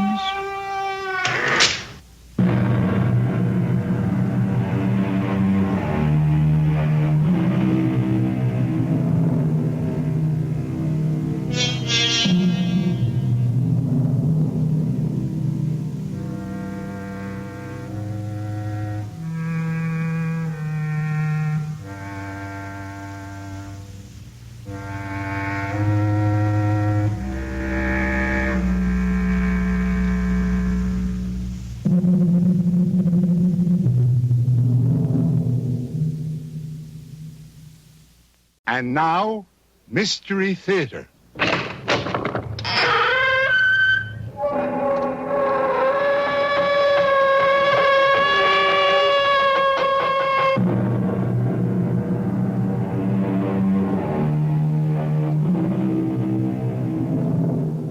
Come in. Welcome. I'm E.G. Marshall. And, as you may suspect, I have a tale to tell. A tale full of sound and terror and signifying... Well, I'll have to leave that to you. And I also ask your indulgence when I personalize this strange riddle, because this story was brought directly to me. Ever since I've been your host on this series, I have the feeling that you expect me to be an expert on the macabre. But I must confess to a sense of surprise when I was buttonholed by a young man the other day who said, "Excuse me, Mr. Marshall, but I have a coffin that I'm sure will interest you." You cannot frighten me. I am not leaving this graveyard until I get to the bottom of this. I warn you, your persistence will be your destruction. I still trust in the Lord. Where's that music coming from? From beyond the grave. Is it Judgment Day? No. Then you talk nonsense. The dead will rise. The Lord will summon his elect to meet him in the clouds. But until that day, the dead remain buried.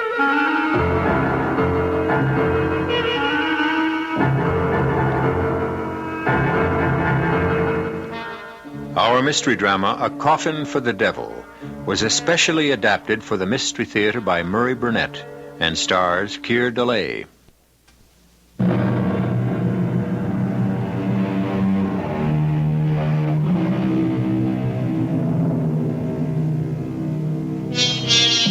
What do you do when a perfect stranger tells you he has a coffin which might interest you? My first instinct was to tell the young man that I wasn't in the market for coffins. But he quickly explained that he wasn't a salesman, but an avid listener to our series, and that he had a macabre story of a strange coffin that had been in his family for generations. I was intrigued. So the next night I found myself in his old suburban house, drinking coffee with his wife Cora and his friend Professor Gerald Barker, and looking at a large wooden box which appeared to me to be a case for a bass fiddle. This box, although you may not believe it, Mr. Marshall, is a coffin. And this letter, which my wife Cora found in the attic, explains how it came in our family and also how it happens that I'm not today a mortician. It was written by my great-grandfather, whose name was also William Spindles, and the letter begins, I, William Spindles, swear this to be a true and honest account of the strange happenings that befell me when I was employed by Edward Rogers, the undertaker, in the year 1851. The month was December, and Mr. Rogers and his good wife, paying pre-Christmas visits, had left me in charge of the shop. It was a cold night and blowing hard, but my good friend Richard Clay and I were snug enough with a big fire going in the stove. Only for you, William Spindles, would I spend a stormy night like this sitting in an undertaker's parlor. Ah, come on now, Dick. You've kept me company often enough to know that there's no harm in corpses. Well, it's not the corpses that worry me. It's their spirits that may be around. There's no such thing as spirits. Mr. Rogers says that there's no harm in the dead. The harm is in people's minds. Oh, maybe. Huh? What's that? Someone's at the door. Come in. Oh, I don't like this. I'll see who it is. Come in, sir. Come in. You'll catch your death of cold standing out there. I'm sorry to disturb you on a night like this, but my need is urgent. I require a coffin. Yes, sir. Did you have a particular type in mind? Very particular. I know exactly what I need. Well, we have a complete stock in the next room. Now, if you'll follow me... No need. You won't have it in stock. We carry the most complete line in the state. That's why I have come here. Well, thank you. Now, if you'll tell me who the coffin is for, I'll be able to help you better. For me. For you? You mean it's for your own personal use? Exactly. I can see you're going to be busy, Bill, so I'll run along. Oh, no need to leave, Dick. This gentleman will have to come back tomorrow and see Mr. Rogers, so I cannot return. Well, Mr. Rogers is the proprietor, and I honestly believe you'll be better served if you'll wait for him. I can draw you the way the coffin must be. Here's $50. Will that cover it? But Goodbye, Bill. I really must leave. Amy's expecting me. Is the $50 enough? It's not the money I was thinking of. It's the special requirements you mentioned. I'm not sure I can handle them. I said I'd draw it. Do you have paper? I guess so. Here's a pencil. I have my own. Now, the shape must be exactly like this. Just so. But that doesn't look like a coffin at all. It's more like the case for a musical instrument. I know my needs. Oh, never in my life have I seen or heard of a coffin such as you ask for. It must be exactly the way I've drawn it. Very well. Now, it must also have lids and hinges. Hinges? Hinges. You see them? Here, on the drawing. Yes, but you... And a lock on the inside. The inside? And a good quality lock. Secure. Nothing shoddy, you understand? I believe I do. Good. Now, if you have a tape measure, I want you to measure me around. But why? I mean, the drawing is... It's unusual. It's very clear. I want to make sure that you leave enough room for my arms. I really don't know how I'm going to explain this to Mr. Rogers. Show him the drawing. Now, take my measurements. Yes, sir. All right, now leave enough room for your arms. Now, make sure that this is ready by Friday. But that's the day after tomorrow. I must have it. I'm sorry to be so particular, but I've been married before. And this time, I want to have it my own way.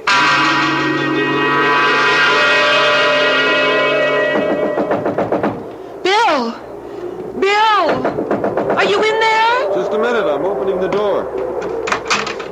Lucy, what are you doing here? Are you all right?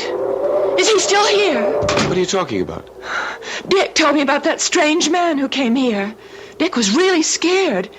He said the man wanted to order his own coffin. That's right, but I'm sure it was some kind of practical joke. Well, I don't care what it was. I want you to find another job. I hate the idea of your being an undertaker. Lucy, we've been through this before, and this job is no different than any other except in people's minds. I'm sorry, Bill. I'm sorry.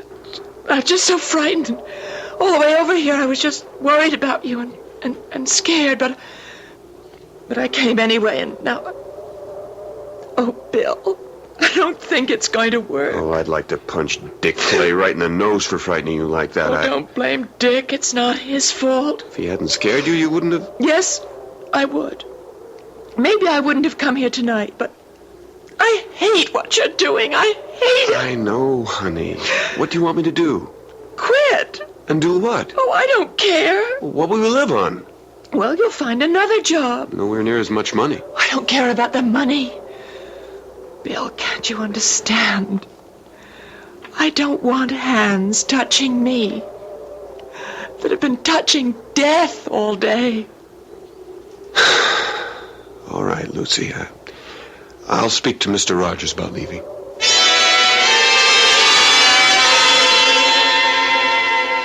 Good morning, Bill. Good morning. Now, what's all this about some excitement you had here last night? Good morning, Mr. Rogers. I guess Dick Clay has been busy gossiping again. Well, I don't know whether it came from Dick or not, but I heard it from the barber. Some ridiculous claptrap about a walking cadaver ordering its own coffin.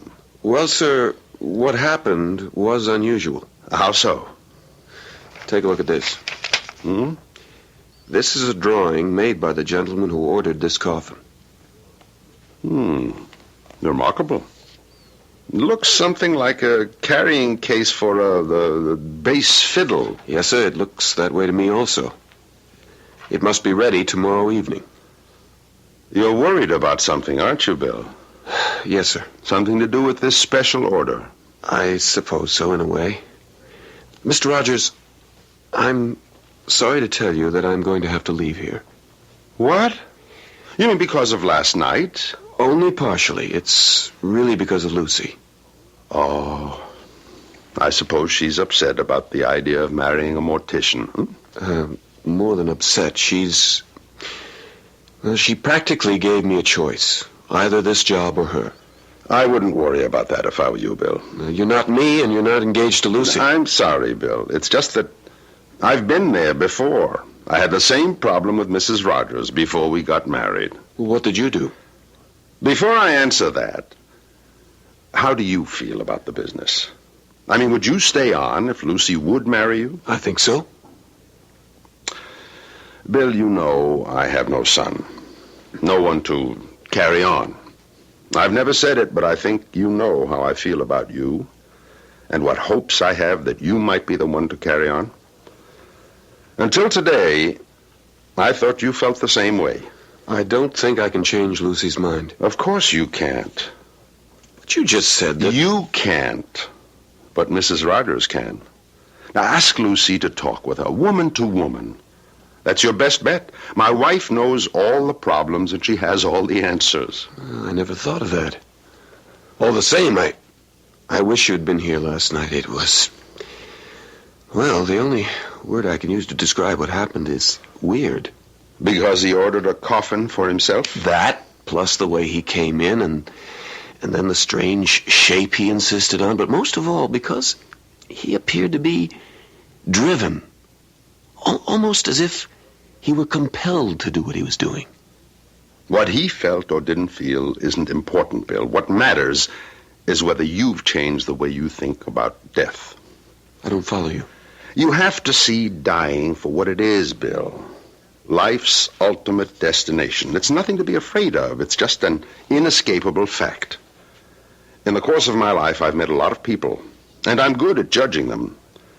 And up until now, I've thought of you as a no-nonsense, feet-on-the-ground, level-headed young man. But, sir, you didn't see this man. You didn't hear the terrible desperation he had in his I've voice. seen and heard almost everything since I started some 18 years ago. This poor fellow who ordered his coffin from you last night was obviously deranged. No question about it. Deranged. I hope you're right, sir. Of course I'm right. What other conclusion can there be? The one I can't get out of my head. He told me he'd been buried once before. And this time he means to have it his own way. Oh, very good. Very good indeed. You find that amusing? Now I understand everything. That coffin he ordered is nothing but a big fiddle case. A double bass box. And he must be a musician. They're the very devil for playing practical jokes. Don't you see? This is nothing but a practical joke. A joke on whom, sir? How should I know? Some fellow musician. No, I'm sorry, sir. I just can't believe that. Why not? Why wouldn't he have told me so? Why would he try to scare the daylights out of me and then pay $50? 50 whole dollars besides. Ah, well. I expect we'll have the answer to that tomorrow evening when he comes to get his coffin. That is, if he comes at all. Oh, he'll be here. I'm sure of that. I just pray that we won't be sorry when he comes.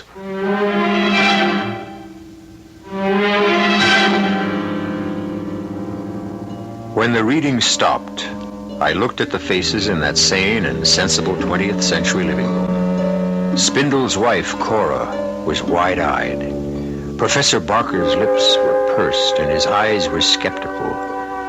My eyes were drawn automatically to the subject of the letter. The large, strangely shaped coffin that stood in the corner of the living room, and I could understand the fear that had gripped that 19th century William Spindles. I'll be back shortly with Act 2.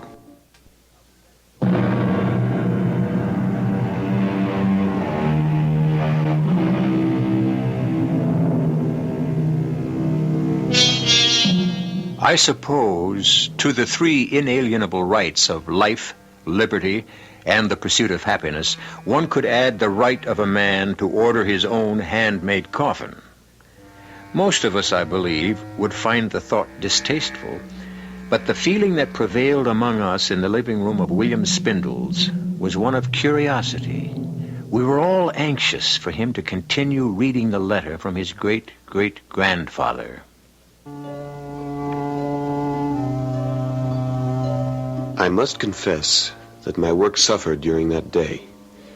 My thoughts were not on what I was doing, but on what the evening would bring, and what Mr. Rogers would make of the stranger when he came to call for his coffin. The day passed somehow. Bill, when did this customer of yours say he'd be back? Early in the evening. Matt, we'll give him another half hour, and then we'll lock up. That won't help if he wants to pick it up.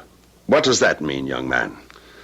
Someone tampered with the coffin, and we don't know who. We only have Sam's word that the coffin was tampered with. But he's our best workman. Well, like everyone else around here, I'm sure he's been infected with the idea that there's something strange about this order for a coffin in the shape of a bass fiddle. At last, he's arrived. Those raps didn't come from the door. Nonsense. Of course they did. It's cold out there. He wants to come in. I'll prove it to you. I'll open the door. No need. He's letting himself in. Sir? Sir, there's no one at the door. Get hold of yourself, Bill. Must have been a draft that blew the door open. I'll close it myself. Good evening, Mr. Rogers. Is my order ready? Well, good evening, sir. Come in, come in. The box you ordered is ready. Thank you. My dear sir, you really should wear a greatcoat and a muffler in this bitter weather. You'll catch cold. Where's my coffin? Ah, that's it, in the corner. Mm-hmm. Satisfactory? Very satisfactory.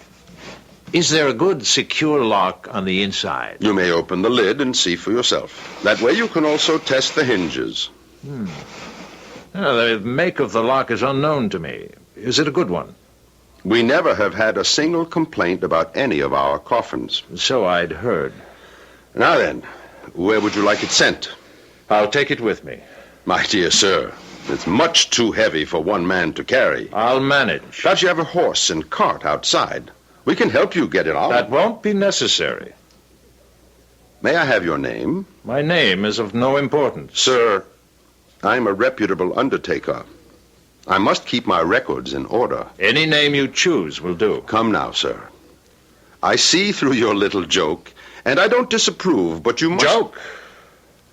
Mr. Rogers, if there's any joke being played here, it's on me. So, I'll take my coffin and be on my way. But, sir, you can't just walk out of here with a... Thanks to you for your efforts, and I wish you gentlemen good night's sleep.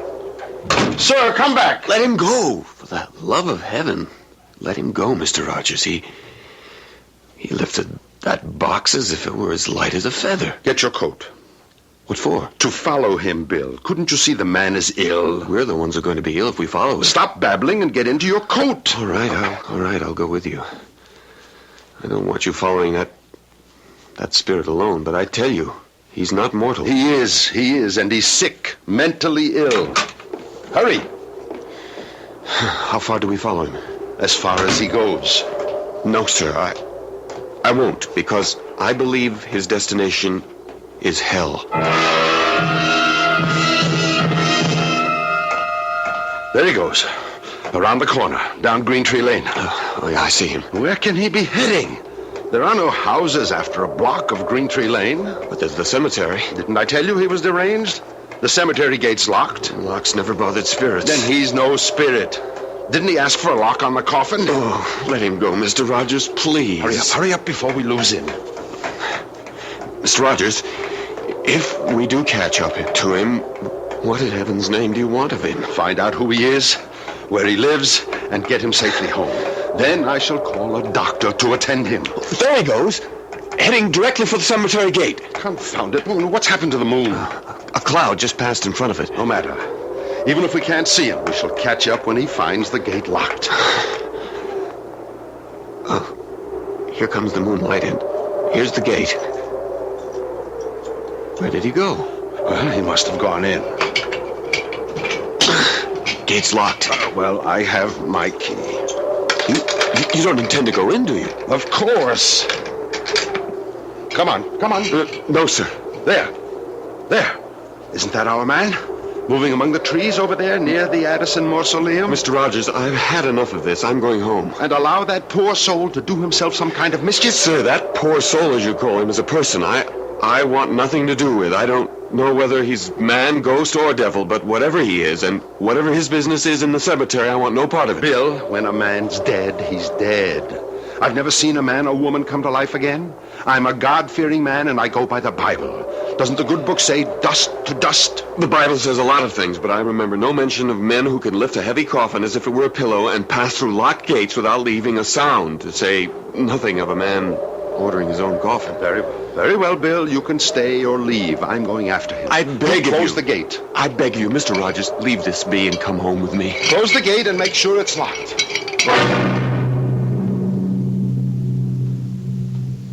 At this point, Bill Spindles stopped reading and put down the letter. My reaction was shared by his wife, Cora, who almost screamed at him. Don't tell me the letter stops there, and we're not going to find out what happened. The reason I stopped is because the story my great-grandfather was telling up to now was his. But it now changes. At this point, he is writing not what he saw, but what he heard, as he puts it in the letter. Perhaps I was a coward, but I allowed Mr. Rogers to go on into the graveyard alone while I hurried home. So I warn the reader of this letter. This portion of my tale is written here as it was told to me by Mr. Rogers. The moon again had gone behind the clouds when young Spindles went hurrying off. But I thought I saw some light in or around the big Addison tomb. I started that way, and then I heard what seemed to be the voice of the man I was following, but it seemed to come from far off. Too far. You have come too far on a useless journey, Edward Rogers. Turn back before it's too late. Where are you, sir? Listen to me. Thrice they tried, and thrice they died. Where are you? What are you doing with your coffin? Leave here, Edward Rogers. Your business with the dead is finished. You don't belong here. And what do you do here? I keep an age-old bargain. With whom? You must leave here. This place is dangerous for you. But not for you? Leave before it's too late. The Lord will protect me. Now let me help you. Don't you understand? You're ill. You need help. So be it, Edward Rogers. You want to join in a dance of death? The consequences will be on your head. Here, I show myself to you. Here I am. See if you can catch me. It was then that I started after him. I could see him almost clearly. He seemed to be heading for the Addison tomb. He was carrying the coffin, and I was certain I could overtake him. But he kept dodging behind headstones. I turned and twisted after him. And then my foot caught. I lost my balance and fell, hitting my head against the tombstone. Dick, wake up, man. Bill, what do you want? Get dressed. You've got to come to the cemetery with me. What? The cemetery? Are you out of your mind? Mr. Rogers went in there after the man who ordered the coffin. He isn't home yet, and Mrs. Rogers is worried. Then take her. Come on, Dick. I'll be with you. I wouldn't care if the whole town was with us. What time is it? 4 o'clock. It will soon be light. Please, Dick, you must. All right. I'll get dressed and I'll go with you, but we'll wait for the dawn. But Mr. Rogers may be in trouble. Bill, whatever has happened has happened. I'll go with you, but not until it's light.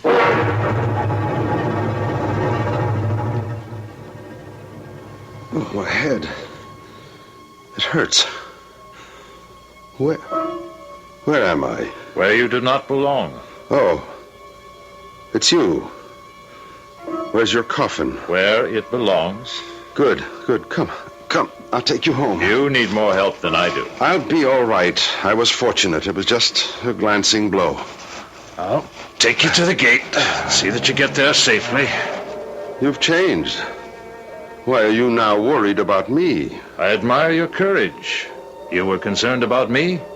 Now I return the favor. No. You tried to frighten me before. For your own good. You're still in danger. From whom? From the damned. Sir, I don't know who you are or where you're from, but I'll swear you're of this world. There are no such things as ghosts. I know that's what you believe. I wish with all my heart that you were right. What's that music? Do you hear it? I do. What is it? It doesn't belong here in a graveyard. You're wrong. It's the only place it can be heard, and not by everyone. Come, the gate is this way. No, I am not leaving until I get to the bottom of this. I warn you, your persistence will be your destruction. I still put my trust in the Lord. Where's that music coming from? From beyond the grave. Is it Judgment Day? No. Then you talk nonsense. The dead will rise. The Lord will summon his elect to meet him in the clouds. But until that day, the dead remain buried. And quiet? And quiet. Oh, foolish man. I will not be able to protect you much longer. Go home now, while you can. I will, if you'll first allow me to take you to your home. Can't you understand? My home is here. Tommy Rot. I must go. I have work to do. You've been warned. My conscience is clear. As I turned my head to see where he went, I felt dizzy. The blow had evidently been more serious than I thought. When my head cleared, I could still hear the music, and I thought I saw a light. I walked toward the light. It seemed to come from the Addison tomb. As I approached, I could see that the door to the mausoleum was open. I was convinced that inside was the source of the music. It grew louder with every step I took. And then I found myself at the door to the tomb. And there, just inside, I saw the large coffin the stranger had ordered. The lid was wide open. But the moment I took one step inside, the lid slammed shut and the music stopped. I thought the coffin had been empty, but I couldn't be sure.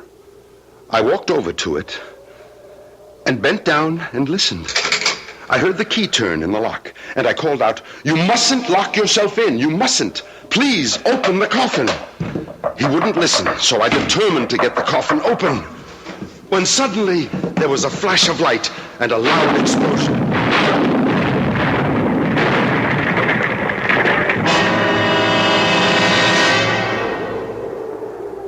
Bill, I can't see anyone in there. Mr. Rogers must have gone home. We can't see the whole cemetery from outside. We'll have to go in. The gate's locked. I have a key. Oh, look, do we really have to go on? It's practically daylight. There's nothing to be afraid of. Oh, I hear you, but I'm still shivering. It's the cold. Come on. Hey, you seem to know where you're going. Oh, I shouldn't have left him. If any harm has befallen him, I'll never forgive myself. Well, he shouldn't have been here at all. The last I saw of Mr. Rogers, he was heading for the Addison tomb. I have a feeling that if we find him at all, that's where he'll be. There's the tomb now. Oh, the door's open. Should it be? We'll find out. Wait. Suppose there's something in that tomb that waited for Mr. Rogers, and now it's waiting for us. If you don't want to come in, you can wait here, but I'm going into that tomb. All right, I'll come with you. Good Lord, there he is, lying across that coffin, and so still.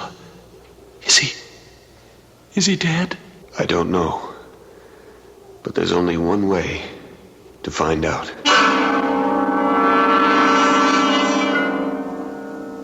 I can offer no explanation, but I can tell you that the words of a letter written more than 100 years ago had cast a spell over all of us. A spell that had transported us back to a small 19th century graveyard. I'll be back in a moment with the strange end to this strange tale.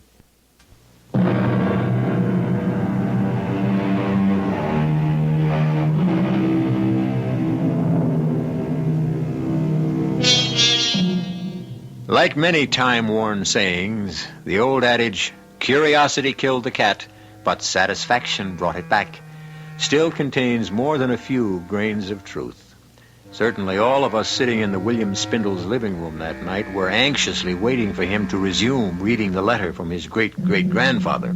But he further whetted our curiosity by prefacing his reading with this explanation. I think it's important to tell you that this next portion of the letter is an eyewitness account, not what was told to my ancestor, but what he experienced himself. So, if you're all ready, I'll continue. After Mr. Rogers told me what had happened to him that night in the cemetery, I was still undecided about leaving the undertaking business, although my dear Lucy was at me every day to give my notice. And then, one morning, Mr. Rogers called me to his office. Sit down, Bill. I think we should have a talk. Yes, Mr. Rogers? My wife tells me that Lucy hasn't been to see her. Have you spoken again to Lucy about discussing your future here with Emily? No, sir. You still believe that our strange customer was a ghost? Let's say I'm still undecided. What's that? Probably someone who wants to see me. Come in. Should I get the door? Don't bother. I'll go. Good morning, gentlemen. It's you. It is indeed I. And I'm not sure how long I'll be permitted to stay. Long enough, I hope, to give me an explanation of your actions the other night. That is why I'm here. Good. Perhaps you'll start by telling me... I come here, sir, at great personal risk. I ask you to believe me. I beg you to listen and keep an open mind. I believe I'm a fair man. Since you're a native of this town, you must know of the Addison family. Of course.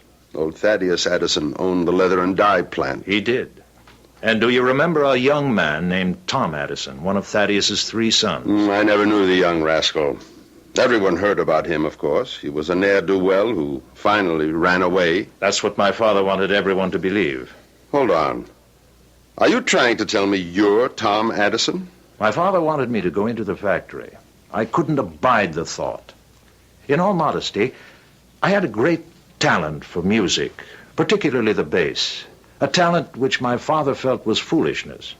All of our quarrels came because I wanted to practice my music, and my father thought it was a waste of time and money. Then you are young Addison. I am. And I am not. Not in the sense that you mean. I suppose you can explain that. The situation between my father and me became unbearable. He finally gave me an ultimatum. Either I'd go into the business, abandon my music, or he'd turn me out of the house. I really had no choice. I left. Mm-hmm. And what brought you back? The very same thing that took me away. Music. When my father disowned me, I wandered around the country trying to earn my living as a musician. It wasn't easy. One day I found someone who valued my musicianship. I made a bargain with him. Who was he? He goes by many names. Take your choice. Satan, the devil, Beelzebub, or the Prince of Darkness. Rubbish. You believe in the Lord. Why do you find it so difficult to believe in the devil? I'm a God-fearing man. The devil has no power over me. Not unless you invade his realm, as you did the other night. All I did the other night was my duty, as an undertaker and as a man. How can I make you see the horrors that lie ahead of you if you will not listen? What will change your foolish obstinacy so that you can save yourself? Are you so insensible that if I tell you what I have suffered and am suffering, you'll still close your mind to what I say? I promise to listen, and I will. 10 years ago, I was in Chicago, living in a cold and miserable garret, hungry, alone, and with no hope of employment. In order to get something to eat, I knew I'd have to pawn my fiddle. Just before venturing out, I wanted to play it one last time, when suddenly I thought I'd lost my mind, because not only was I hearing my own instrument, but it was joined by a full symphony, and he was there. Satan? And he offered me the fulfillment of a dream. I would never have to worry about money again, and I could concentrate on my music. It dazzled me, the prospect of a life I'd always hoped for. And what did he ask in return? Your soul? Nothing so dramatic. What seemed a simple, harmless request. All he asked is that I play for him whenever and wherever he should ask. I hesitated, but only for a moment. How I wish I had thought longer on it, but I didn't. I agreed. And now I'm his forever, a member of his orchestra of the damned.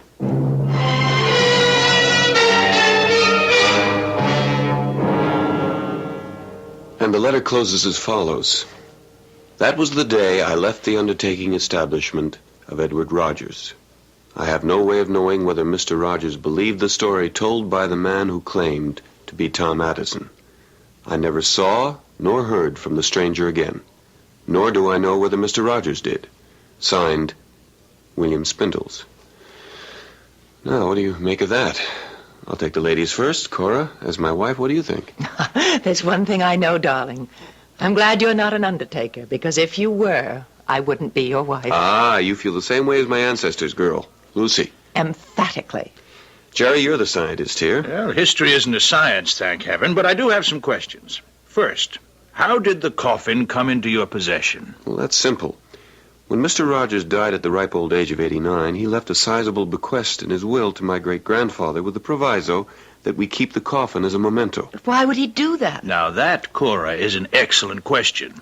If he insisted that the coffin remain in your family as part of his bequest, I think he must have had a reason. In other words, you don't believe that the stranger was a ghost? Let's say I'm dead set against the idea of ghosts playing symphonic music in a graveyard at night. Well, I believe he was the ghost of Tom Addison. Well, how do you explain Rogers leaving the coffin to the Spindles family? Simple. Rogers was probably hurt by Bill's refusal to stay in the business, and he wanted the coffin to remind him. Sorry, darling, that won't work. If he was hurt, why also leave my ancestor a bundle? And believe me, it was a considerable sum. Well, then why did he, Bill? I'm stumped. It's too much for me. I still don't believe in ghosts, and I think I can prove to you that this man who ordered the coffin was flesh and blood. How? Well, I'm going to have to do a little research. When did you say all these things happened? The date, I mean. December 1851, why? Well, give me 2 days, and I'll let you know.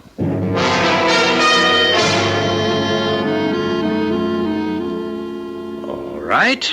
I have solved the mystery of our peculiarly shaped coffin. Good. How? I kept asking myself, why did this man go to all the trouble of ordering a coffin, which, to say the least, was strange, and also behave as if he wanted everyone to believe he was a ghost? But have you forgotten Mr. Rogers' belief that he was crazy? I mean, wouldn't that account for all his behavior? Yes, that would, but I preferred to think of this fellow as a con man.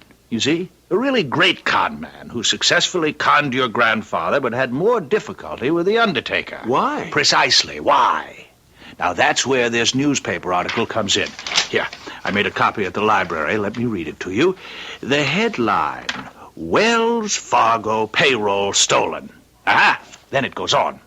Yesterday, the largest robbery in the history of the Wells Fargo Company was successfully perpetrated by 3 masked men who boarded the westbound Lackawanna Limited, entered the baggage car, and made off with more than $40,000 in $10, $20, and $50 bills.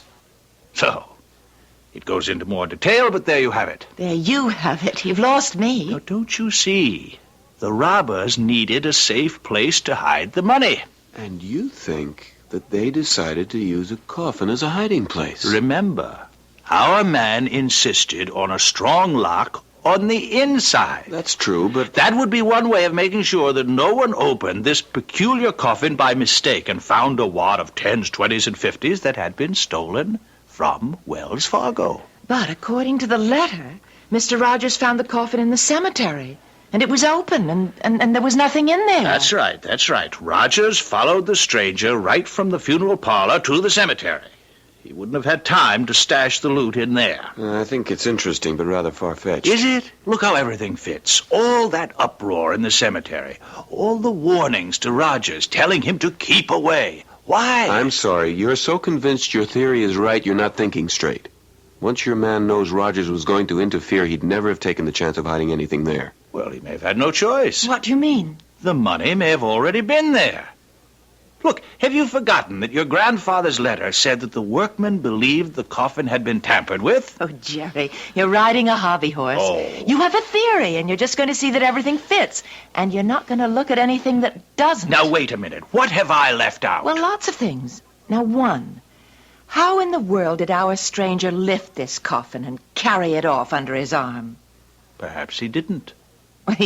You mean you think Bill's grandfather made that part up? Well, let's leave that.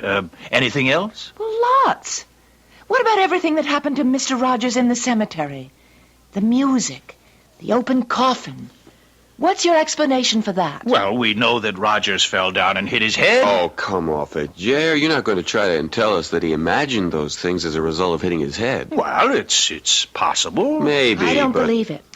The other explanation, which you refuse even to think about, Jerry, is that he was a ghost and that Mr. Rogers reported everything faithfully.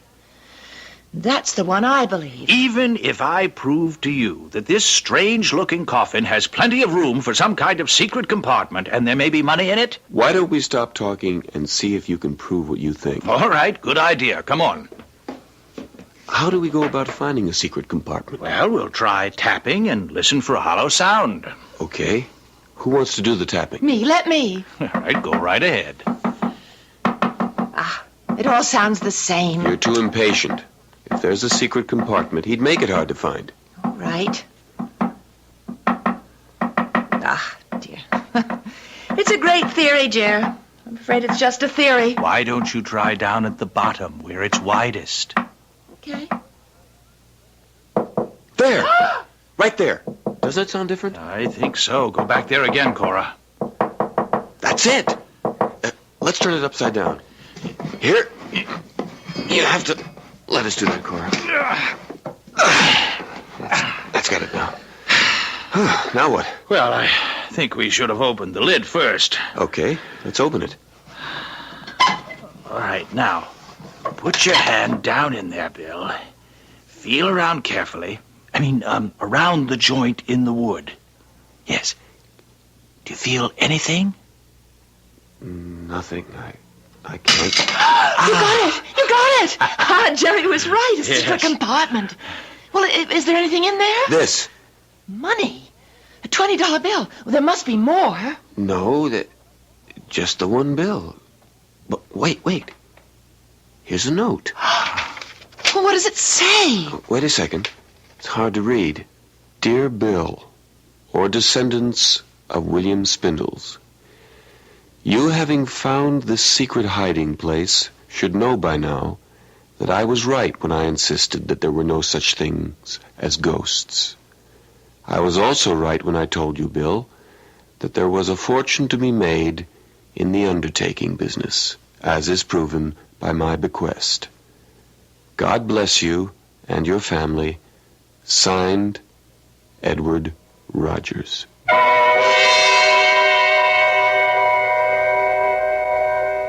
What do you do when you discover that the fortune you expected turns out to be a single $20 bill?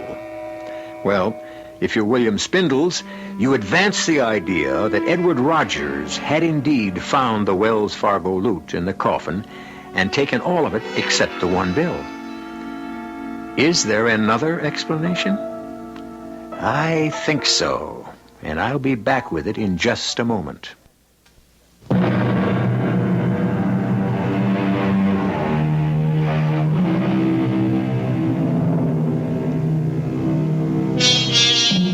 For what it is worth, I present you with this thought.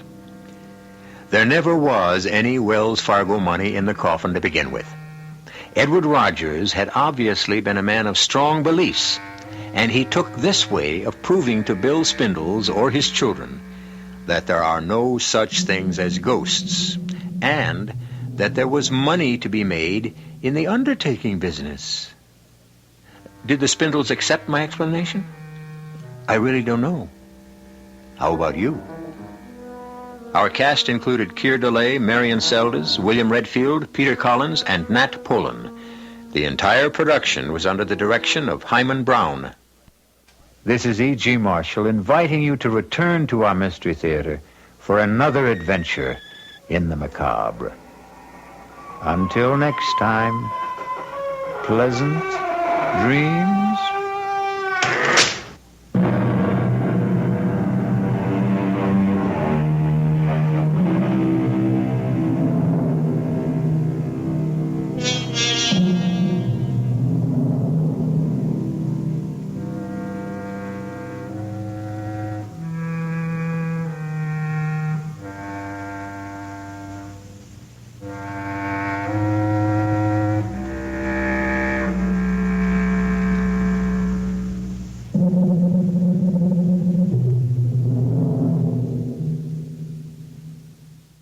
And now, Mystery Theater.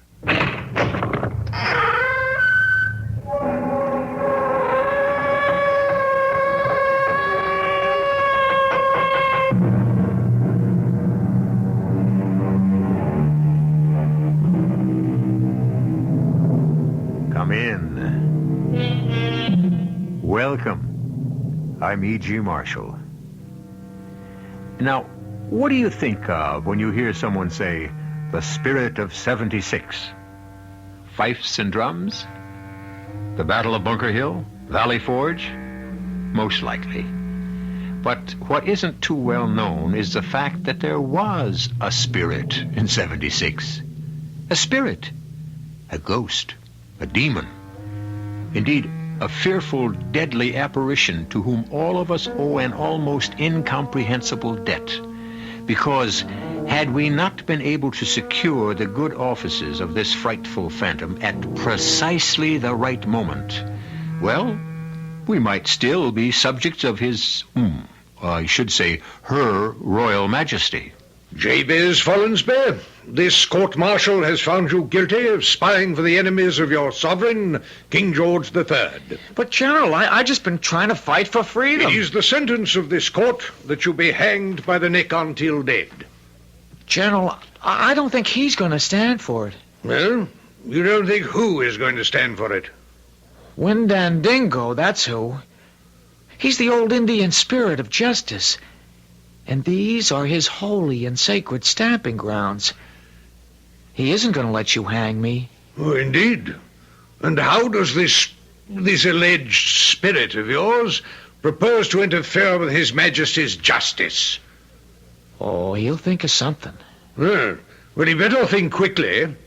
Sergeant, march the prisoner to the nearest suitable tree.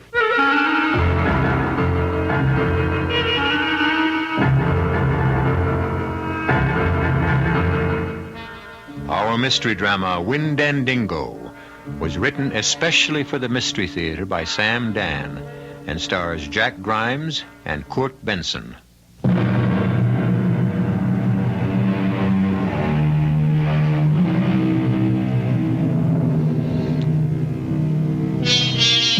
"1777 was hardly a vintage year for the American Revolution. We were losing. The British appeared to be so strong, so well organized, so wealthy, while we seemed so weak, so disrupted, so poverty-stricken. What we needed so desperately was a victory. Of course, in October, that victory would be ours. In a backwoods settlement in New York called Saratoga, British General John Burgoyne would lose not only a battle, but an empire. He would lose it because, well, historians have advanced all sorts of strategic reasons, but nowhere among them will you find mention of an Indian demon called Windandingo. And no one speaks of an obscure American, Jabez Follansby. Jabez Follansby? Who could ever believe he would become a hero? You're mad at me, John. No, James, nope, I ain't mad. I can tell. I can always tell.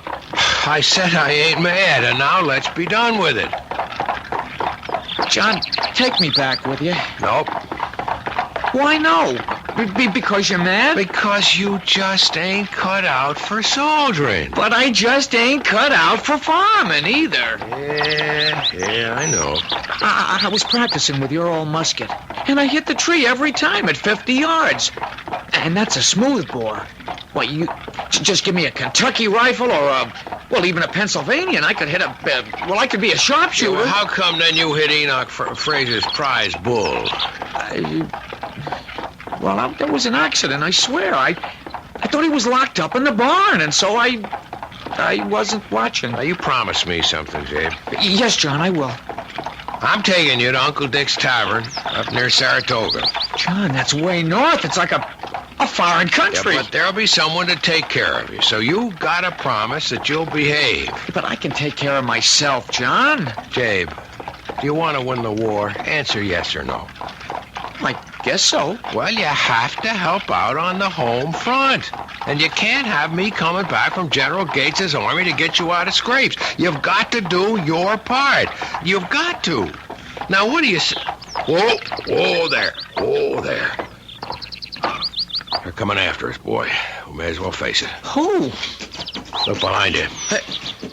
It's Enoch Fraser and the sheriff. Hold in the name of the law. Caught you. Caught you dead rights. Caught you in the act.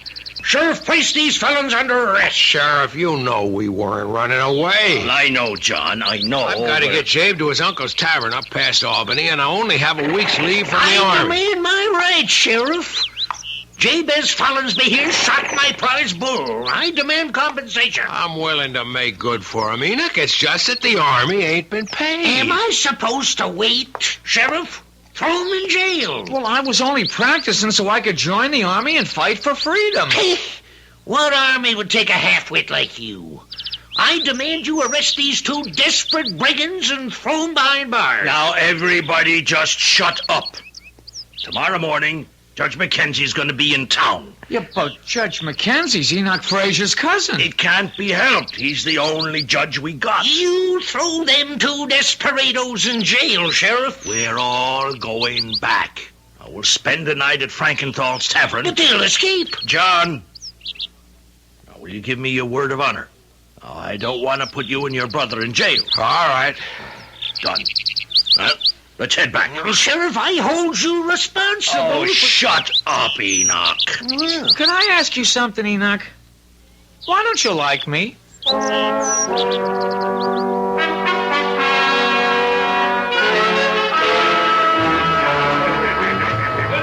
What'll I do to us, John? I don't know. But you're a captain in General Gates's army. That should mean something. Yeah, I guess it would mean a lot more if we were winning. John, you mean we ain't gonna win? Well, we gotta win. We just gotta. We're fighting for freedom. Tell me we're gonna win. Well, yeah, we're gonna win, I guess, but it's gonna take a whole lot longer than most folks think. You know how some folks are. They want everything yesterday. Well, here are two really fine-looking boys. An asset to the town and a credit to the country. Mind if I join you, lads? What's all this, Enoch? Well, now, tell you what. I'll treat you to supper. You will? Why? Why? Because you're fighting for our country, John, and nothing's too good for you. And Mr. Frankenthal, beef and bread and beer for my two good friends. What's on your mind, Enoch? Well, now, boys, I got Jabe here for a good 16 pounds worth of damages. Agree? Yeah, but I said I was sorry. I know, son, I know. That's why I'm willing to offer John a proposition, a confidential proposition. Yeah. John, you and me, we're men of the world. Is that a fact? You're talking. Well, now, it ain't our fight, John. Them Southerners want the land in the Ohio Territory. The merchants are looking to get more for their goods. The rabble-rousers are out to have a good time. What's all this to do with law-abiding New York farmers like us? Enoch, I don't want to hear any more. Now, sit her down, Mr. Frankenthal, and make sure them plates are kept full. Well, now, as I was saying... I said I don't want to hear no more. Well, that ain't like you, John. You was always a prudent man. Prudent, that is, till you get swept up in this rebellion hip-hip hooray. Well, it gave a bunch of high-spirited boys a chance to play soldier. Jabe, don't you eat another bite. Well, is something wrong it's with the bread of treason. Maybe you did win a couple of skirmishes against some poor, scared, imported German farm boys in red coats, but... Oh, that evil spirit is caught hold of Enoch. But now the British are sending in trained and seasoned regulars. General Burgoyne is marching down from Canada. General Howe's marching up from New York City. You'll be cut in half, caught in a trap. That's how you see it. A prudent man thinks of the future. Therefore, he chooses the winning side. And you think you have? Oh, I know I have. And here's my proposal. As a captain in Gates's army, you'd have certain information. You want me to become a traitor? Oh, no. A lover of your fellow man. The war's lost. Why not end it sooner? End the waste of lives. I ought to report this to the sheriff. John, you just see the light. Now, I'll forget about the damages to my prize bull. And he's worth 16 pounds. I'll pay it. Sure. But meanwhile, Jabe will have to sit in jail. What? You wouldn't put poor Jabe I'm in jail. entitled to justice. I'm entitled to my damages. Jabez, you won't go to jail. I'll think of something. What? There ain't a soul that can help you. There is, too. I know who can help us. I know. Do you now? He's always helped me when I called on him before. He'll help me again. Jabe. John, I'm going to call on my oldest friend. You better call on your richest friend. I'm going to call on him for justice. He'll help us. Jabe. You'll see. Jabe, look, everybody's looking at you. It don't matter. He's my friend. He'll help. You remember Walking Beaver, the old Indian we gave food to? Now you just come along with me, Jabe. Before Walking Beaver died, he told me all about the secret Ojibwe spirit. A spirit that fights evil. He taught me how to call him. His name is Windandingo. You hear that, everybody? Windandingo. What's that again? Windandingo. Windandingo. Now, if that ain't the funniest I ever heard. Don't laugh. Don't laugh at Windandingo. Why not? Because he don't like it. Well, if he don't like it, he can damn well. I'm warning you. I'm warning all of you. Windandingo don't like it. All right. The joke's over. Any man here who laughs at my brother has to settle with me. Hold on, everybody. We don't want no fighting. Now, John, you just take Jabe upstairs and put him to bed. But, Sheriff, I don't want anything to happen to Enoch. Nothing's gonna happen to nobody. But Enoch Fraser has got to say he's sorry to Windandingo.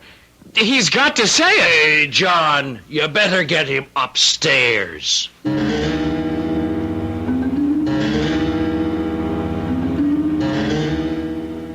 Hey, by Jiminy, hey, by Jingo, I know your name, it's Windandingo. Fang of a wolf and an eagle's wing. I say your name is Windandingo. Hey, who are you talking to, Jabe? Yeah, but nobody, John. Nobody at all. Yes, you were. That's why I woke up. I heard you say something.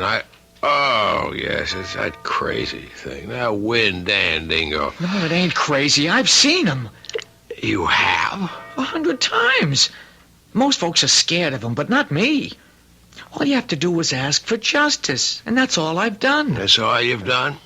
Windandingo's a good spirit, and I'm asking him to fight against the evil spirit that's taken hold of poor Enoch Fraser.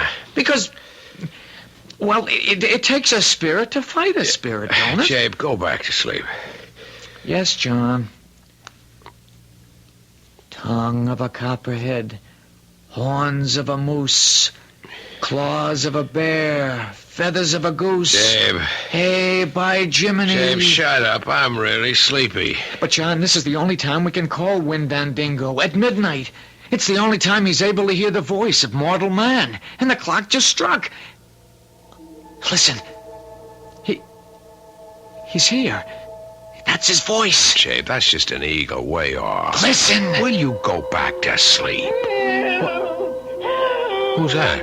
Sounds like Enoch Fraser. Get him out of here. He's come to kill me. Enoch must be having a nightmare. Don't let him.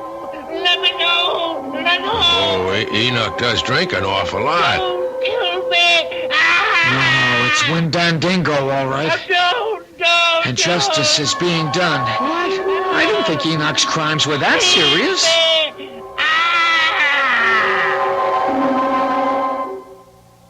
Well, he's quiet now.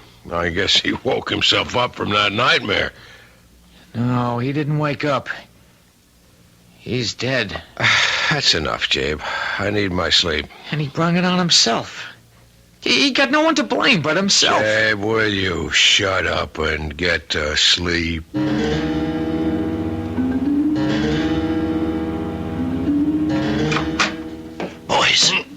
Boys, get up. Wake up. Come up, Sheriff. John. What is it? Boys, you got to leave. What's wrong? Shh. Don't let no one hear. Get out of here as fast as your legs will take you and as far as your horse can go. Why? Enoch Fraser is dead. He's dead? Dead. Murdered. But who killed him? Who? Why, Jabez. Who else?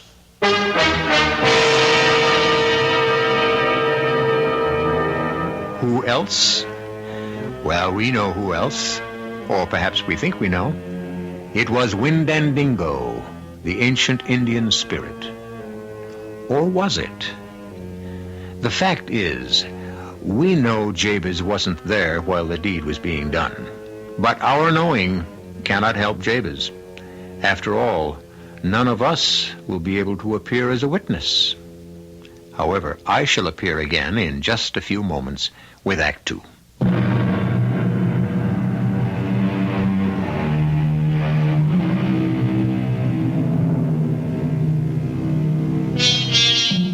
It is the fall of the year 1777. We're about a month away from the great victory at Saratoga that will turn the tide. And one of the principal characters who will decide the fate of the revolution is now deep in trouble in a little Hudson River town. His name is Jabez Follansbee, the same Jabez we met earlier. Impossible. How could Jabez be the principal character in anything? Well, don't sell our Jabez short. He has a great many hidden facets. Now, Sheriff, you know Jabe couldn't kill anybody. I know, but it don't look good. Jabe, did you kill Enoch? No, John, I never killed anybody. And he don't lie, Sheriff. Except maybe that prize bull of Enoch's. Look, boys, everybody heard Jabez threaten Enoch with this Windandingo. No, Windandingo. Well, whatever. And that was the name Enoch was screaming. You know how some folks are. They'll claim Jabe was guilty of witchcraft. It's no witchcraft, just Windandingo bringing justice. Sheriff, Enoch ate and drank like a pig. He had a nightmare and he died of indigestion. Well, now, I'm sure that point of view will be considered at such time as cooler heads will prevail. But that time sure ain't gonna be tomorrow morning. Now, you two better be on your way faster than lightning.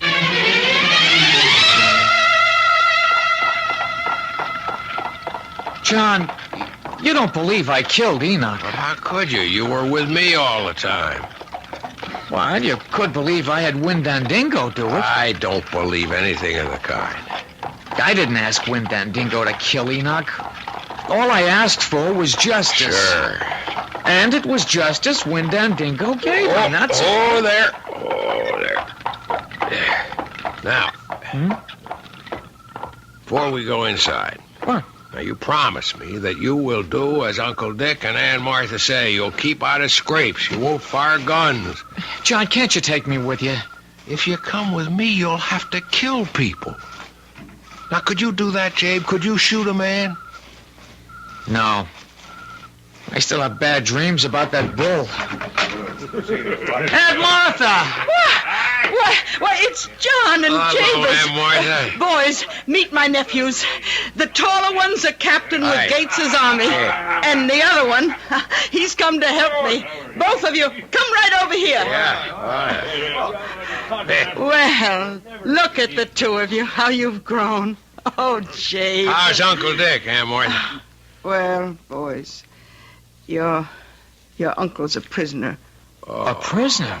Captured at Ticonderoga. The redcoats took it back from us. I don't know, it don't look good. The way General Burgoyne's headed here from Canada with 10,000 men. I better be getting back to my regiment. Oh, you ain't going nowhere till you had your dinner first. Now, you both sit down. I'll be right back. You going back, John? I have to. You have to go and I have to stay. You'll be fighting for freedom and I'll be doing nothing. You'll be doing your part, helping out here. John, this war, it's the biggest thing that'll ever happen while I'm alive, and I'll have done nothing. Don't say that. Who knows? You could wind up being a hero. Oh, yeah. I mean it. Yeah, by sweeping out of town? By being ready. Being ready for what? For whatever fate has in store. Well, I look at myself, and you know what I say?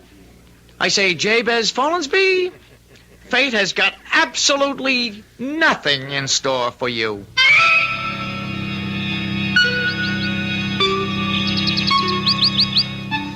Yankee Doodle, keep it up. Yankee Doodle dandy. Mind the music and the step. And with the girls... You there. Yes, sir. Oh, you're a captain, aren't you? Yes, I'm a captain. I can tell from your uniform. My brother's a captain. He's with General Gates. Yeah, well, where are the nearest American troops? Well, I guess they're in Albany, Captain. How far is that? Oh, maybe 30 miles. Can I get a fresh horse? Yes, sir. Son, listen. The British have broken through. General Burgoyne's headed this way.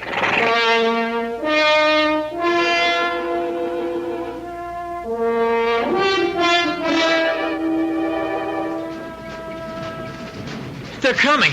Aunt Martha, Burgoyne's army. They're coming. I see him.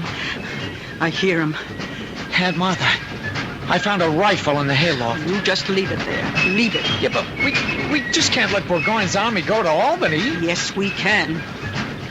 Jabe, the British are people, just like we are. Yes, ma'am. And they go to church. Yes, ma'am. And we're tavern keepers. It's an old and honored profession, and our duty is to dispense hospitality to all that cross our threshold. Look at them, Aunt Martha. Look at how big they are. How they march. And all the guns and cannon and wagons and everything. I guess you could really call them an army. Not like what, Aunt Martha? Nothing. I don't care. I just bet our boys can fight better. Hey, look, that man with all the gold and the lace. Oh, ain't that some horse he's riding? Must be General Burgoyne himself. He's riding toward us. Oh, you better get on your feet, Jabe. Right. Over. Good day, you, madam. This, I presume, is Follansby's Tavern. Yes, sir. And you would be Mrs. Martha Follansby? And he would be your nephew, Jabez. How did you know? We have our information, madam. You mean you're spies? Jabe! Well, now, Jabez, don't look down your nose at spying. You may decide to try it yourself one day. Mrs. Follansby, I am told you prepare the best table in the province. Oh, well, Yes, son. I understand. You just as soon not feed a morsel nor bestow a drop upon the red-coated tyrants. Oh, no, I never said it. Why, I was telling Jabe here just before that... Yes, well, we shall pay. I might add at your usual pre-rebellion rates. None of your Yankee hanky-panky. Captain Sterling, the army will halt here. Parkhurst, have our baggage brought in. Well, Jabez, no need to look frightened. What? I'm not frightened. I haven't come here to hang you from that sycamore tree. Although if I did, would it be such a significant loss to anyone? Would it?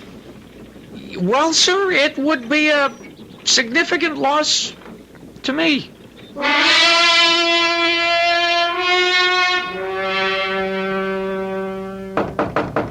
Come in. You told Aunt Martha you wanted this wine, General, and here it is. I see. Aunt Martha wants me to clean up the room, too. Yes. May I inquire, Jabez, that's a rather large knife you carry in your belt. Yes, sir. You look like a peaceable enough fellow. Why are you so well armed? Well, I'm in the woods a lot, and you need a knife. I must say, Jabez, I'm considerably relieved. I'd overheard you and your aunt talking in the kitchen. Oh, General. Oh, I wasn't eavesdropping. Well, the truth is, I was. Who can resist the temptation? And I heard you talking about fighting for freedom.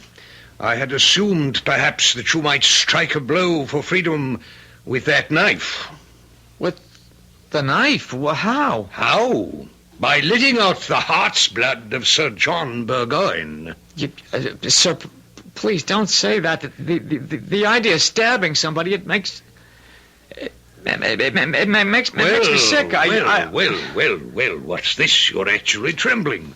Here, have some wine. No, sir. That'll make me sicker. Oh, I'm truly sorry. I didn't mean to upset you, but you must admit that the assassination of the tyrant commander, as I believe I'm called, would be a mighty blow for freedom. No, sir. I ain't gonna admit that. Why not? Well, I've been thinking and thinking and... Well, I figure I'm willing to die for freedom. I'm just not willing to kill for it. Sir, the dispatches have arrived. You have a communication from General Howe. Do I have a letter from Mr. David Garrick in London? No, sir. Well, are you sure, Parkhurst? Yes, sir. But this letter from General Howe... But Garrick, as good as promised, he would produce my play this season. Sir, this letter from General Howe... Oh, the devil take General Howe. Damn it, Parkhurst. My Maid of the Oaks is as good a work as anything Garrick could put on the boards. Better. This letter from General Howe in New York City is most urgent. The devil take William Howe. Fanny Kemble herself wants to play the part, and... Did you say a letter from General Howe in New York City? Yes, sir. Well, just what in the seven unholy names of Satan is Wee Willie Howe still doing in the city of New York? He should be halfway to Albany by now. Well, sir, the letter was sent from New York. But General Howe is marching on Philadelphia. Philadelphia? May I have that letter? Yeah. Oh.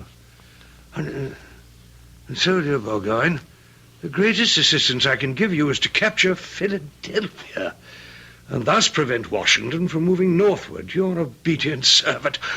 Washington? He wants to save me from General Washington? That threadbare Virginia aristocrat and his pathetic rabble that masquerades as an army? Well, it's Gates and Morgan who threaten me here. But, sir, what's to be done? Well, we'll move back very quickly toward Fort Ticonderoga before the rebels can close in and cut us off. Jabez, bring me more wine. Quickly. Yes, sir, General. I want the army ready to march in 2 hours. Jabe, I was listening at the door to every word. General Howe ain't coming. Burgoyne has to skedaddle back to Canada. Well, that's a blow for freedom, isn't it? It would be a bigger blow if Burgoyne was captured, taken with his whole army, the entire kit and caboodle, all them guns and horses and ammunition and supplies. Yeah, but how, Aunt Martha, how? You're gonna do it, Jabe. Me? Yes, sir, you. You're going to be responsible for the capture of Gentleman Johnny Burgoyne and 8,000 of the best troops in the whole British Army. You, Jabez Follinsby.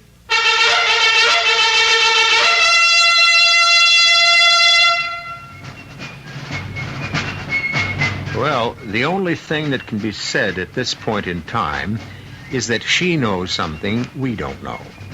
And she's right. Because as students of history, we know the end of the story.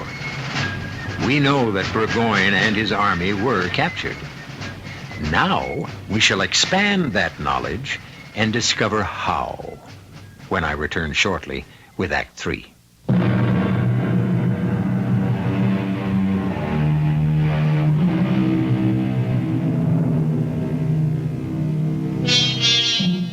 Each must answer the call of fate. For some, it comes early, for others, late. And fate is now calling to Jabez Follinsby, a young man of New York State in the year of 1777. Proof again, if proof were ever needed, that some of the most remarkable and earth-shaking events occur not simply because of the actions of the rich and the powerful, but also through the unconscious intervention of the powerless and the lowly. General Burgoyne can be captured by our General Gates if what, Aunt Martha? If they can get here quick enough, Jabez. If Gates can only send some cavalry real fast, they could delay Burgoyne long enough for the rest of the army to come up and capture him. But what can I do? Oh, you can mount Mayflower. She's the fastest horse we got in the stable, and ride like the wind to where General Gates is camped, and tell him... Jabe, are you listening to me? Yeah, Aunt Martha, I'm listening. Do you understand what I'm saying? Yeah, but I can hardly believe it. Believe what? Well, what John said, and yet it's come true. John said He said if I was ready, fate would make me a hero. Well, it has come true. And I could fight for freedom without shedding blood. You ain't got a minute to lose. Saddle up Mayflower.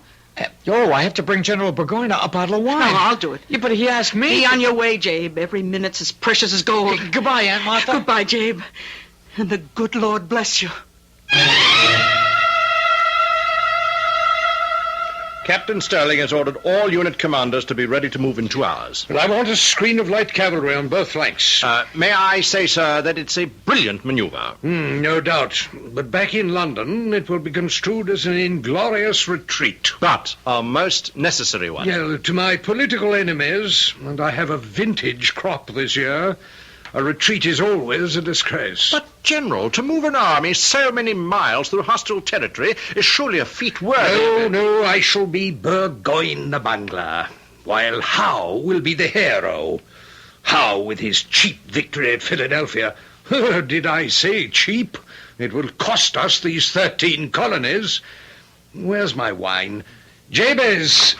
Oh, General, you ordered this bottle. Yes, and about time, too. Oh, I'm sorry, sir. I tell you, Parkhurst, this William Howe, he hasn't the sense, the brains, the intellect of this young servant, this Jabez Follansby. Where is Jabez, Mrs. Follansby? Where's Jabez, sir? Yes, madam. Oh, well... Yes? Well, I sent him... I sent him to the barn to... Yes, well, I wish to see him. Oh, but he's got to chop some wood. I wish to talk to him. Oh, but, begging your pardon, sir, unless he does his chores, you aren't going to have wood for your fire tonight, or for me to cook your supper. May I suggest a solution to the problem? I shall assign an orderly to the wood chopping, thus freeing Jabez for his more important duty, which is to speak with me. Fetch him, if you please. Madam, is there a difficulty I'm unaware of? Why are you so nervous? Me? So frightened? And where is Jabez? By the barn, chopping wood, sir. I can see the barn very clearly from this window, but I neither see nor hear Jabez. General, the boy was in here when I handed you the dispatch from New York City. Could he be off for General Gates's encampment? Well, Mrs. Follansby, could he? Oh, no. Parkhurst, have a party of scouts go after him.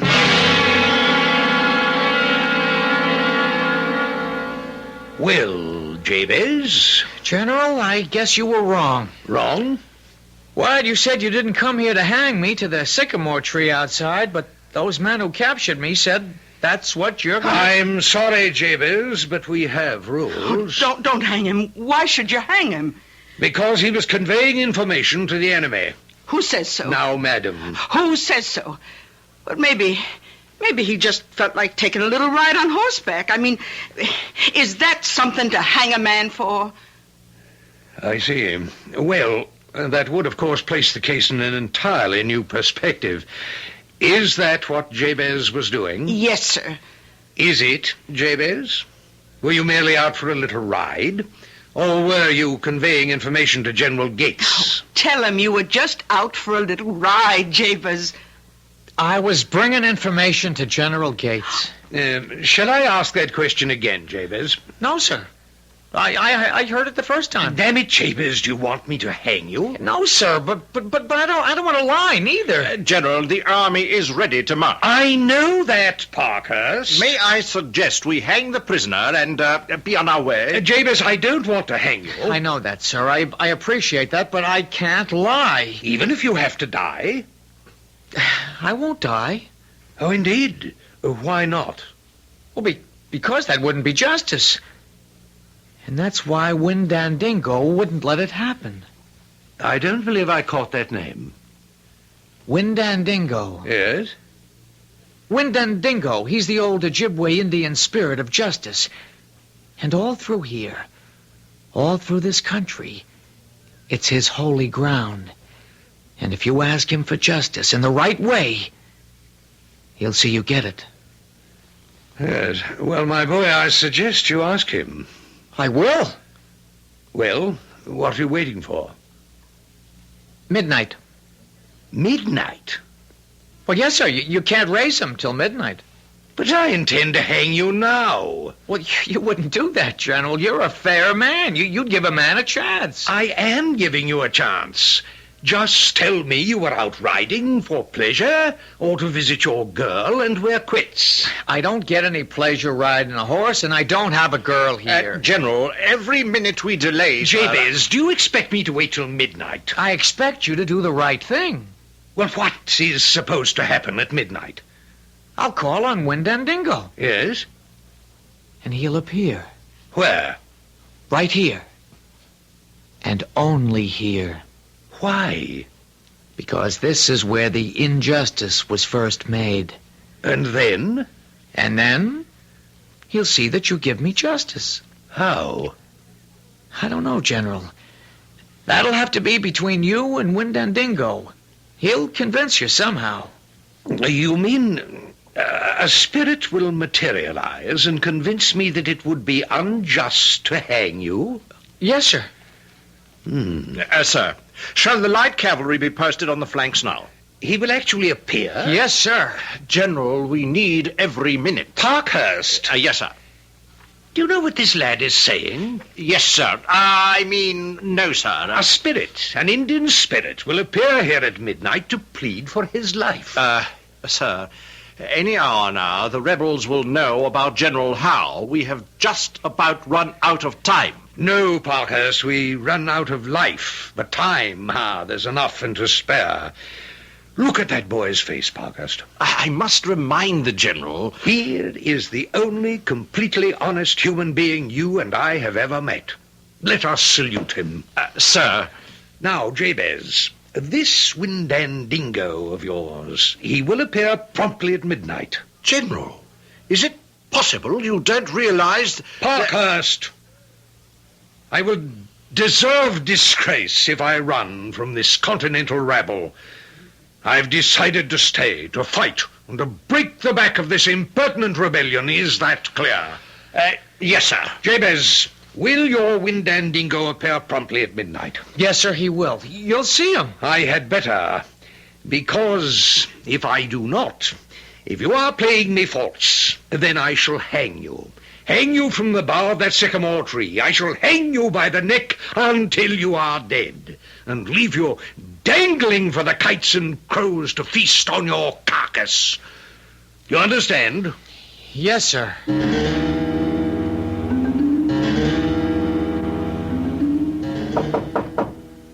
Yes.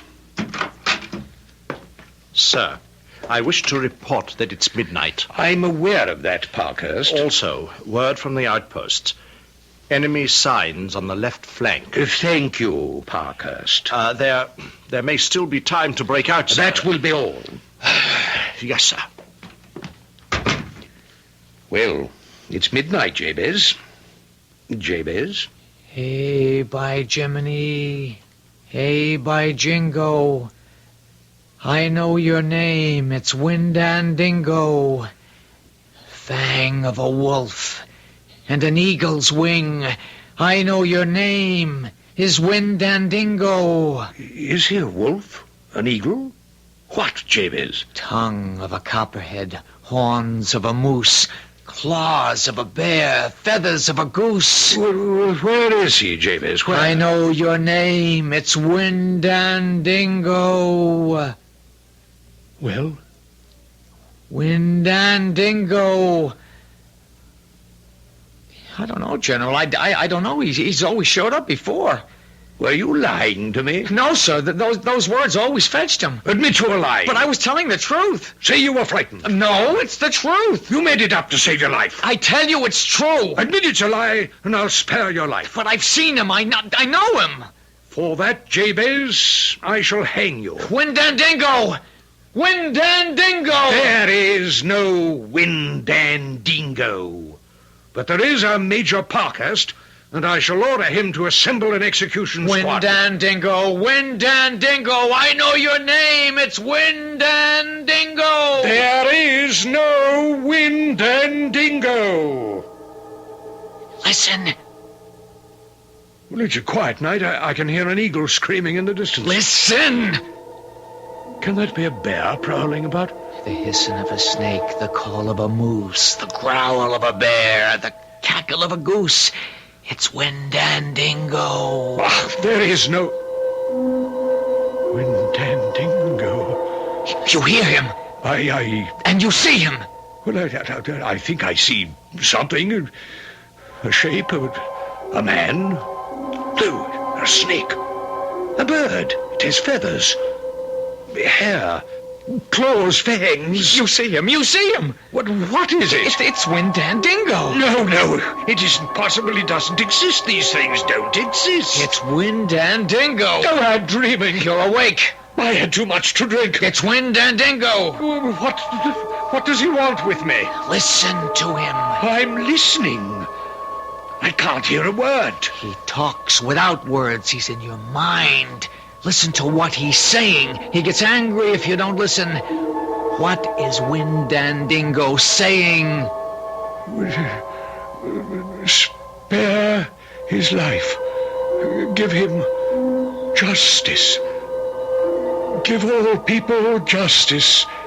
Without justice, there is only death. Death. Death. Oh, Jabez, I never wanted to. General Burgoyne, help! Help! What have you done to the General? Well, I didn't do nothing. General, are you all right, sir? Yes, where did it go? Where did what go? But it was just standing there. What was just standing here? Oh, Jabez. Yes, General.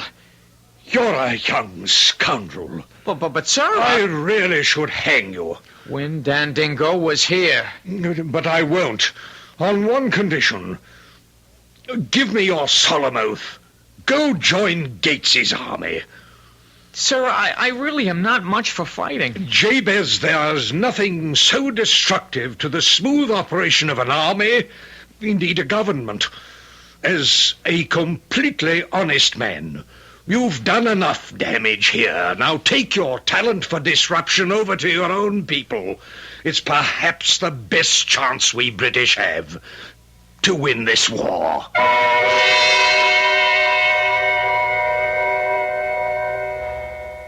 Well, Jabez did manage somehow to join General Gates' army, and he fought side by side with his brother John.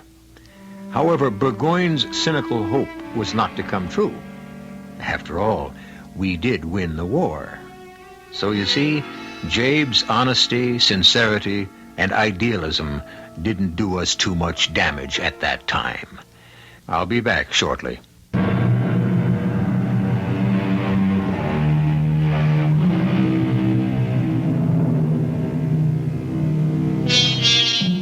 In case you're wondering what happened to Gentleman Johnny Burgoyne, he went home to become richer and more powerful than ever.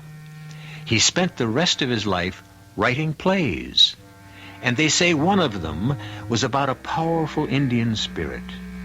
Unfortunately, many of his papers have been lost. A pity.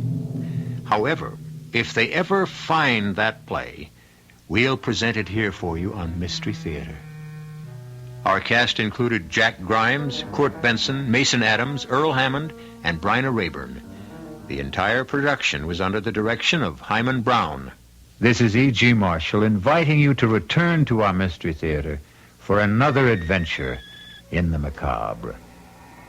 Until next time, pleasant dreams.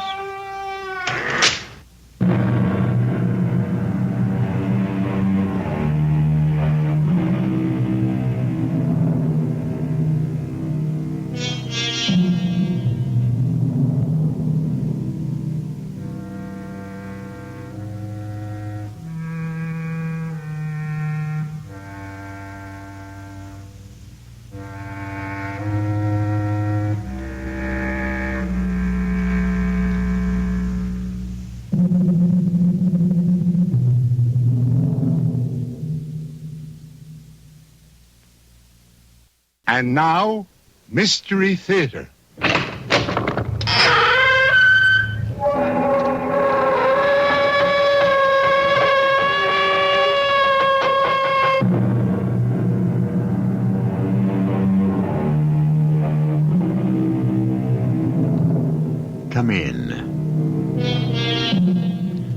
Welcome. I'm E.G. Marshall. Over and over, the philosophers ask the same questions. In all times, in all places, for all men, the mysteries remain. What is life? What is death? From whence do we come and where do we go? The ignorant, barbaric savage bows to the sun and says, "Behold, God." Whereas we, sophisticated, civilized, consider the sun as energy expressed in formulae and equations. But do we really know any more about the sun than he does? Okay, Georgie, the case is closed. No, Captain Prescott, the case is still wide open. But we got the killer. We don't have the killer. 100 people saw him pick up that knife and stab her with it. He didn't do it. Not only did 100 people see him do it, he also admits he did it. I still say he didn't do it. Are you telling me that 101 people are crazy? I don't care what they saw. He did not kill his wife. Okay. I'll go along with it. Who did? The high priest of the Wolf clan. Is that right? Who is this high priest? I don't know. Oh, so you don't know. Do you maybe know where we could find him? You can't find him. That's impossible. Oh? Is it? Why? He's been dead for maybe 1,000 years. But he's your killer, Captain.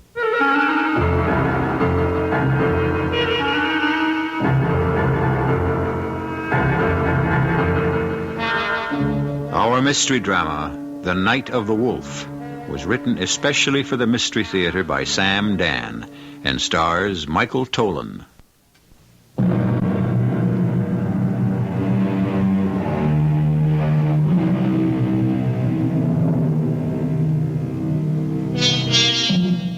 We are in a bright, bustling city in our own southwest.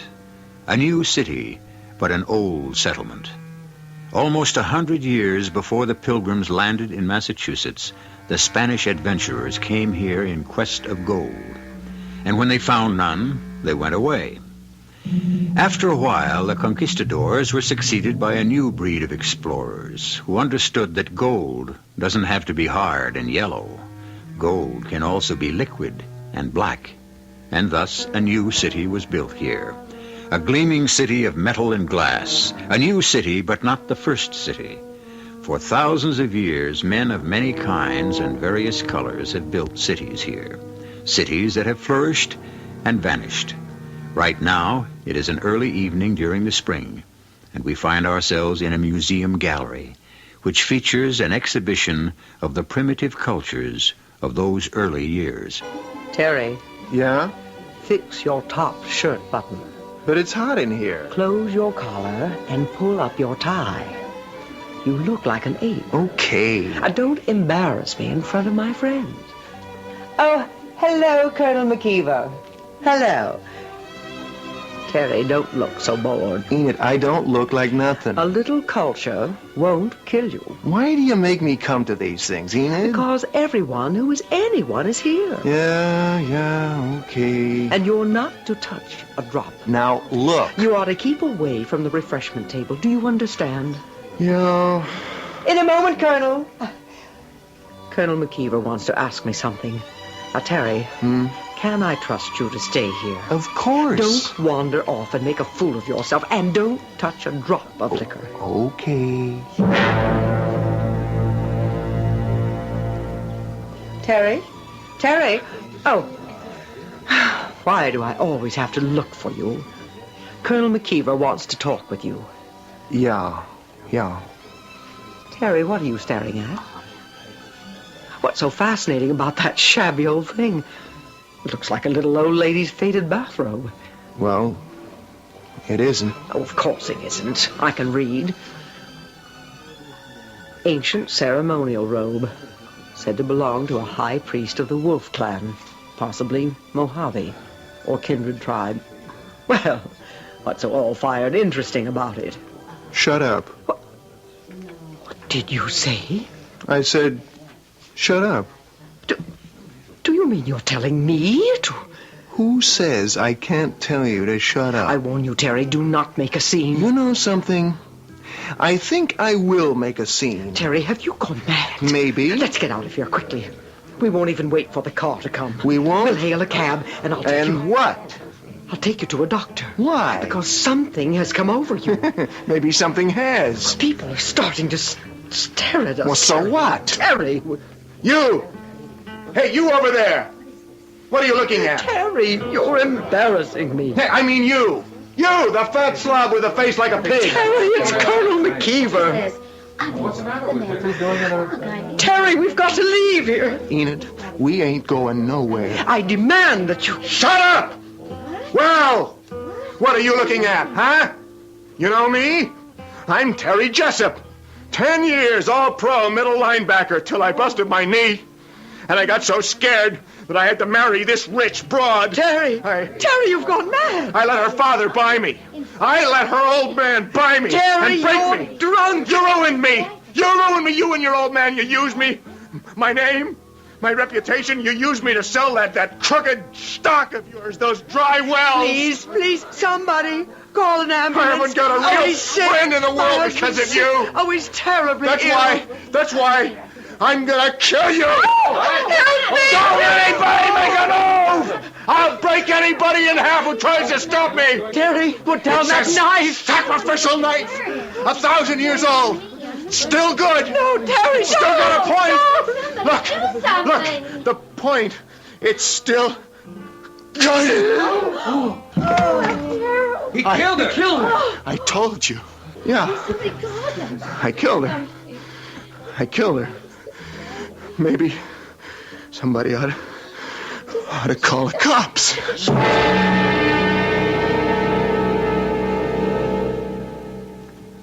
I don't know why, Lieutenant. I don't know. Just answer this. How long have you wanted to do it? Why, I never wanted to do it.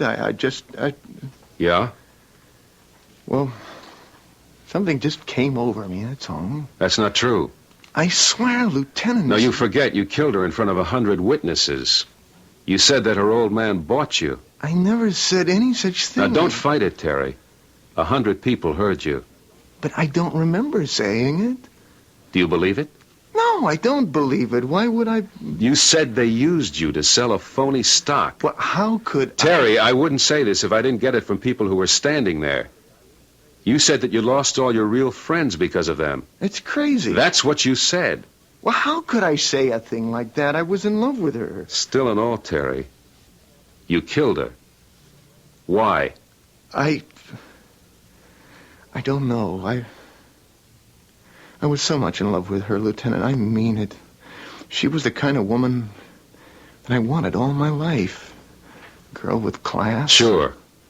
But those words you said to her, that anger that made you say them, where did the words and the anger come from? I'm telling you, I don't know, Lieutenant. I must have been out of my head. Sure. Something came over me. What? I got scared. It was like nothing I ever felt before. Like what? Something in that place. Just something in that museum. Something wild. Come on, Terry. What could be wild in a museum? It was like something set my mind on fire. And the words that everybody heard me say, I didn't even know I was saying them. And did you know you killed her? It was like something had to be driven out of me. You understand? No. Something that was wrong, something that had to die, and if she wasn't standing there, I would have killed myself. Yeah. There's something in that place. Sure. Believe me. You gotta believe me. I'm not the one who has to believe you. A judge and a jury has to believe you. It's in that place, Lieutenant. Something is in that place.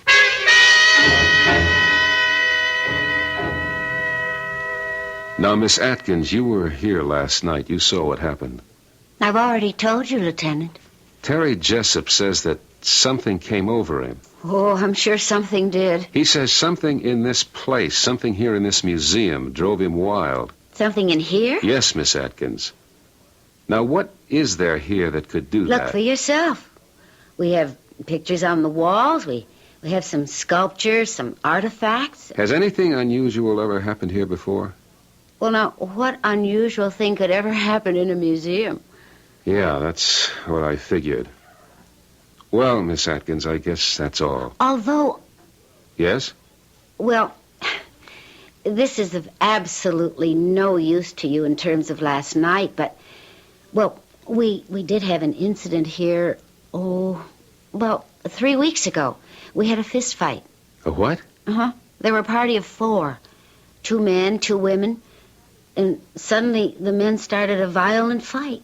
Unfortunately, the guards were able to restrain them. What did you do? Well, the guards hustled them out of the building, but the 2 men kept going at it on the street. Finally, the police came. And then what? Well, I don't know. It's just that you asked me about unusual things.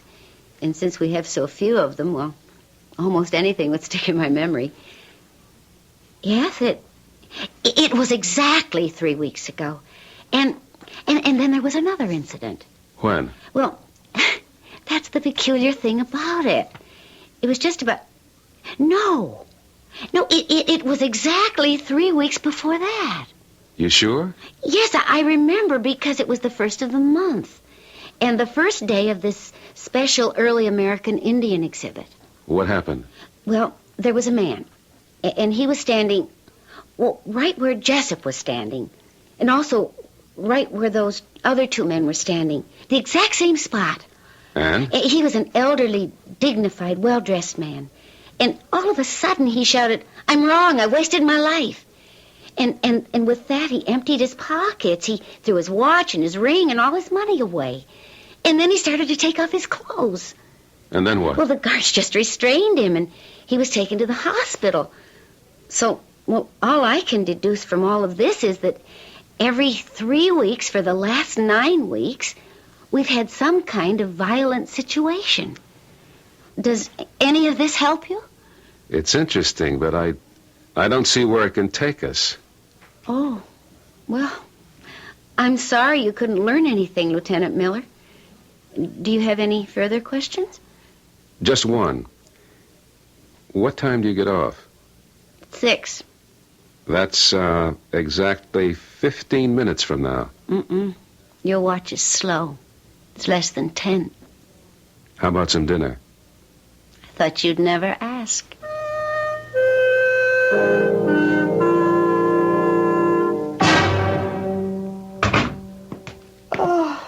Georgie? Yeah, it's me. Did I wake you? Oh, no. Had your supper? Yeah. What did you eat? Oh, I don't know. I just grabbed a sandwich on the run. Oh, you shouldn't do that, Georgie. You've got to have a balanced diet. That's why I like you to eat at home when I can make sure. Okay, Myra. Did you put the money in the checking account? Georgie, you got to talk to Jerry. He won't do his homework, and the teacher sent home another note. Jenny has to see an orthodontist, I think. Okay. I'll take care of everything. When? Starting Sunday, I get 3 days off. No, but you never take your time I off. can't just walk off in the middle of a case, Myra. Where were you tonight? Where was I tonight? Where do you think I was tonight? I was with some beautiful blonde. We had cocktails and dinner. Then we went dancing afterwards at a nightclub. And then we wound up the evening in her bachelor pad. I'm sorry, Georgie. Oh, I know it sounds like I'm nagging you all the time, but there's just too much for me to do around here, all by myself. I know, but, honey, once I make captain, you'll see everything will be okay. You used to say that before you made lieutenant. Yeah, but just wait. Everything will work out. Sure, I know it will. I'll tell you what. I'll make us a snack, and we can sit up and talk. Now, honey, I'm beat. It's been a long, long day, and I got to get an early start in the morning. You understand? Sure, Georgie. I understand.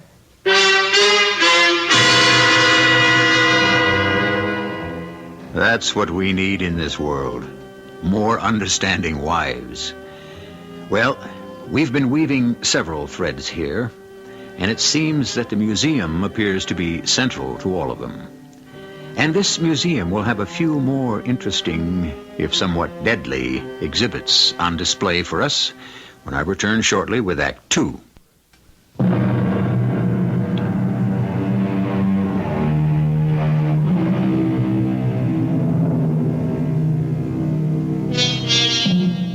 The other night, Terry Jessup, an ex-football player who was considered to be, for all his size, a rather calm and gentle person, suddenly went berserk and murdered his wife. This came as a surprise for two reasons. First, everyone had always assumed that he worshipped her. Second, he killed her in a museum, of all places. You going to be home for supper, Georgie? I don't know, Myra. I'll have to call you.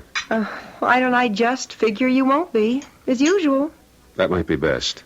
Well, promise me you'll eat. Oh, sure. Honey, you're at the age where a man can start to get all kinds of things wrong if he doesn't watch himself. I'll take care of myself, Myra. Look, honey, I know you got the kids all day in the house, but, But what? It's just how it works out. You've got your job. I have to put up with it. Well, that's just it. You say you have to put up with it. Well, I do, don't I? Like these other men in this neighborhood, they have jobs out at 9, home at 5, Saturday and Sunday off. And that's it. Well, you knew I didn't have that kind of job when you married me. You knew what life would be like on the force. I also knew some 9 to 5 cops. Yes, and you knew I wasn't one of them. Honey, I just wish you didn't have to work so hard. But I like to work hard. You know your problem?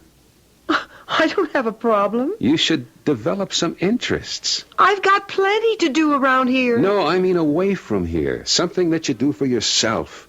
So you can also develop as a person. Georgie, all I asked you was if you were coming home for supper. I'll try. Look, if we eat early, maybe you can help me paint the floor of the basement. Oh, honey, and the cold water faucet in the downstairs tub has to be fixed. Look, I'll tell you what. You make a list of all that stuff, and I'll take care of it. You know, Georgie, you never talk to me about your work. Maybe that's what's wrong with us. I didn't think there was anything wrong with us. Well, I was reading in a magazine a wife should share more of what her husband does. Well, you know about this football player who killed his wife. Oh, if there's one sport that leaves me cold, it's football. He says something in the museum made him do it. What? Well, I guess you could say some spirit. Oh, he must be crazy. No, it could be true. Georgie, are you crazy? Honey, when you're a homicide detective, anything has to be considered. Don't say a word of this to anybody else. They'll say you're nuts. No, but there's evidence. Evidence? How can there be evidence? Other people. Look, you can find nuts anywhere who will... Oh, honey, on your way home tonight, pick up a gallon of deck paint. Get a light gray, will you, dear? Don't forget. No, I won't forget.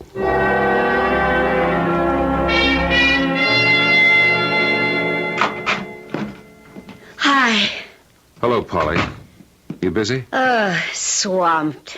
Maybe I better come back another time. Oh, you do that. I shouldn't be here, Polly. I won't say a word. We agreed last night it couldn't, it mustn't go anywhere. Oh, yes. We agreed. That last night would have to be the end of it. I know.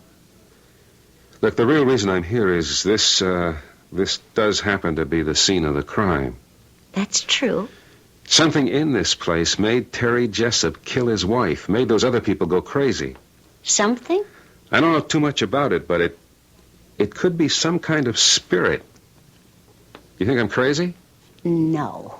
Now, the way I figure it, these tribes, they believed in magic. It was their religion. Maybe there was some truth in it for them. And so... Well, go ahead. And so these things, these knives and clothes and the things here, the magic could still be in them. Or on them or something. Now you go ahead and call the guys in the white coats. I'll do no such thing. I always believed in that myself. But you're educated. So are you. I don't have the books. You don't need the books. Come here. Polly, it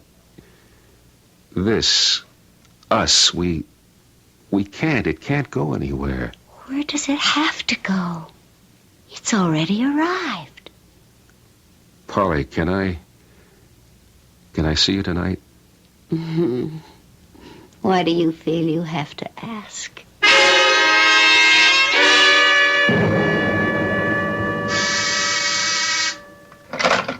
Captain Prescott.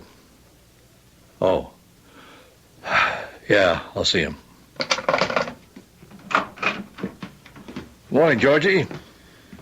Sit down. Listen, Prescott, why am I being assigned to the Kenilworth thing? Because it's a good live murder and just a job for a smart detective like you. But I'm still with the museum killing.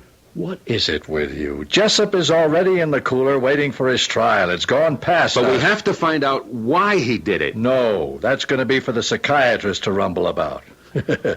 What a field day those birds are going to have. Look, I'm running down an angle. Yeah? At the museum. Yeah. I know her name, too. Polly Atkins. What are you talking about? Come on, Georgie. Everybody knows about it. Everybody except Myra, maybe. I don't know what's happened to me. Look, it's the first time I ever stepped out of line. You have to believe that. Okay. I believe it. And I didn't even plan it. I didn't even know I was doing it. I just asked her out before I could even think of what I was saying. You still in love with Myra? Yes. Are you? No, I don't know. It's all so mixed up. She's everything I ever wanted. Who? Polly. Cool, smart. Sure.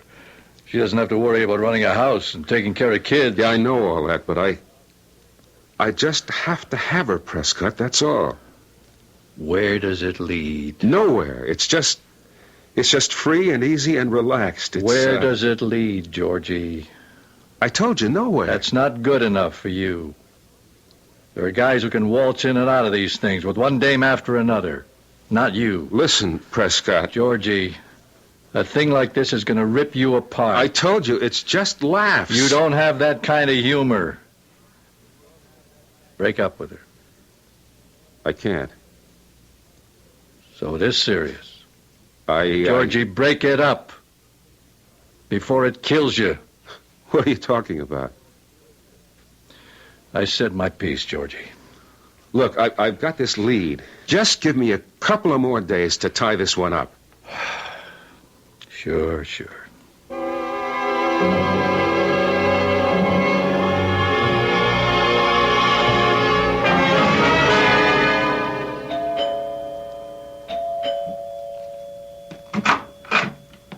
Yes? Mrs. Stanley Howarth? Yes, but not for long, Brown Eyes. I've already had the papers served on big-hearted Stanley. I'm a police officer. Oh. Well, do come in. Your husband, Mr. Stanley Howarth. Do we have to talk about him? About a month ago, you, your husband, and another couple, a Mr. and Mrs. Andrew Seeley, Yeah, that's another great pair. were in the Museum of Indian Art. I still don't know whose bright idea that was.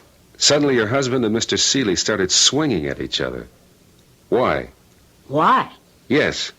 Well, I don't know. Did anything happen that would have created a fight? They just couldn't start swinging at each other for no reason at all. Well, the truth is, neither of them's a great intellect, if you know what I mean. Could you just tell me everything that happened while you were in that museum? You got a one-track mind. Well, let's see. I don't know why we went there. But Betty Seeley said, let's go for laughs. Shows you where she is. So we wander around, the whole thing's a drag, and I say, Stanley, let's take off, and he says, shut up. Why? Stanley's a man of few words, and those are two of them. Well, anyhow, everybody's saying to Stanley, let's go, but he's just standing there, staring at this thing that looks like a bathrobe. A bathrobe? Well, no, it ain't a bathrobe. It's one of those old Indian robes, and he's staring at it like he's hypnotized. Yes? So, Andy Seeley puts his hand on Stanley's arm and says, let's go. And Stanley pushes him away and says, you're the one ruined my life, on account of you, I'm a crook today. What did he mean by that? Well, Stanley and Andy, they're partners. And they put together deals, and all I can say is they never lose money. Then what? Oh, I never seen Stanley so mad. Or Andy either. Each accused the other guy of dragging him down. You know what I mean? I don't know what got into either of them. And they started slugging. I mean, they'd have killed each other. Well, it took the museum guards and the cops. I know. They were booked and then released on bond. What happened later? These two crazy guys, these two nuts, they actually gave away all their money. What? Well, fortunately, I got some of Stanley's in my name. But they spent days in the office investigating worthy causes. And they just got rid of all they owned. Could I see your husband? Yeah, sure. If you want to go to India to look for him. He went to India? Well, was it India or Africa? I don't know. Might have been South America. Why? To do good work. Can you tie a thing like that? Any wonder I want to ditch him? Well, thank you very much, Mrs. Haworth. Anytime. And now that you know the way, don't be a stranger.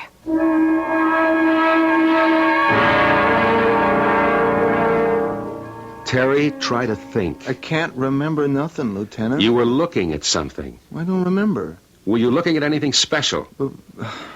I can't recall. Were you looking at a robe? A robe? Yes, a robe. Well, I think maybe... Try to remember. A robe, Terry. Would a robe mean anything to you?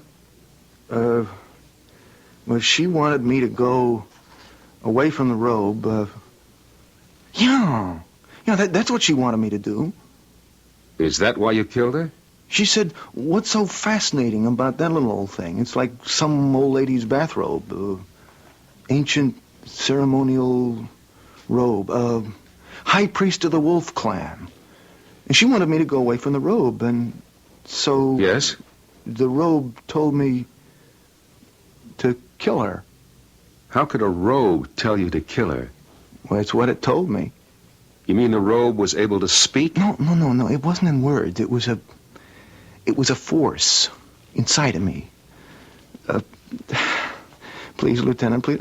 Right now I feel so weak, so tired. I don't know what I'm saying. Please, let me alone. What you're saying is crazy. Okay, I killed her. Everybody saw me kill her. Now, I say that robe made me do it.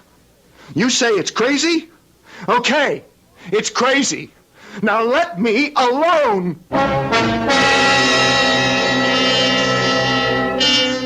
What does science have to say on the subject? Science, in its wisdom, states that matter cannot be destroyed. Philosophers agree in principle because they claim that ideas cannot be killed. So if there was something in that ceremonial robe originally, who is to say it isn't there yet? It's been there for 1,000 years, and it will still be there in a few moments when I return with Act 3.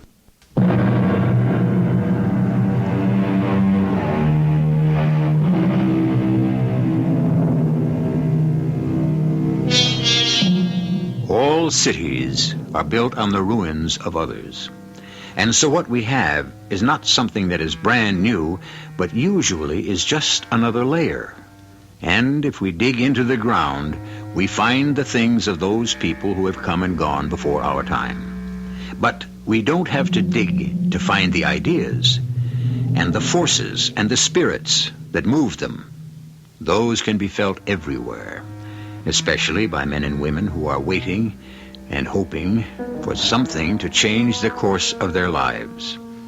Detective Lieutenant George Miller has been involved with people like that lately. As a matter of fact, Lieutenant Miller is in the midst of a change in his own life. He may or may not be aware of it. Excuse me. Yes? Are you Mr. Kenneth Underwood? Yes. I'm a police detective. I was told at your apartment that you could be found here in the park. And now that you found me? There was an incident at the museum. A sudden aberration. Over and done with it. Is that so? You were looking at that robe in the museum and you suddenly went, well, I don't like to say crazy. Sir, I don't understand what you're saying. No, I think you do. It's happened twice again since. What can you tell me about that robe? Why is it important? A man killed his wife. The state of his mind at the time will decide the price he'll pay. I read about it. They'll say he was insane. What about that robe? It doesn't matter. Let us say that, Some spirit emanated from that robe, possessed him. It'll amount to being crazy anyhow. Why do you say an evil spirit? I said a spirit. You said evil. Well, isn't it evil if it causes a man to kill? The robe, the spirit of the robe, said to me, Kenneth Underwood. Then you are saying there is a spirit in the robe. Said to me, Kenneth Underwood, the gods gave you the gift of poetry. You've abused it, defiled it, cheapened it. And I did. And I thought I would die then and there. And the spirit said, will you throw off this illusion of fame and be true to your gift? And I said, yes. Yes. And a great weight was lifted from my heart because I meant it. Do you expect me to believe this? You asked me a question. I gave you an answer. What kind of spirit? Some days later, I returned to the museum. I examined the robe. There's a kind of design in it. I spoke to an authority on the ancient Indian cultures. He said it was the robe of the Wolf Clan's high priest. That's what it says on the printed card. The Wolf Clan. The clan responsible for the moral purity of the tribe. Each month on the third night before the full moon, every adult member of the tribe had to pass before the high priest. It's called the Night of the Wolf. And if in any heart there's hidden a guilty secret, that secret springs forth. And it either kills that person or he must kill it. I killed mine, and so I've survived. Going along with this, how do you account for those other two incidents? Oh, pure coincidence. People happened to be standing next to the robe on that particular night. I read about them in the paper. The two men, they killed their guilty secret. What about Terry Jessup? The football player. He couldn't kill his. He couldn't leave his wife. In his agony, he murdered her. Do you expect me to believe this? That's your option. But a week from next Monday, it will once again be 3 nights before the full moon. If you have a guilty secret, Lieutenant, I wouldn't advise you to stand near that robe. Not on the Night of the Wolf.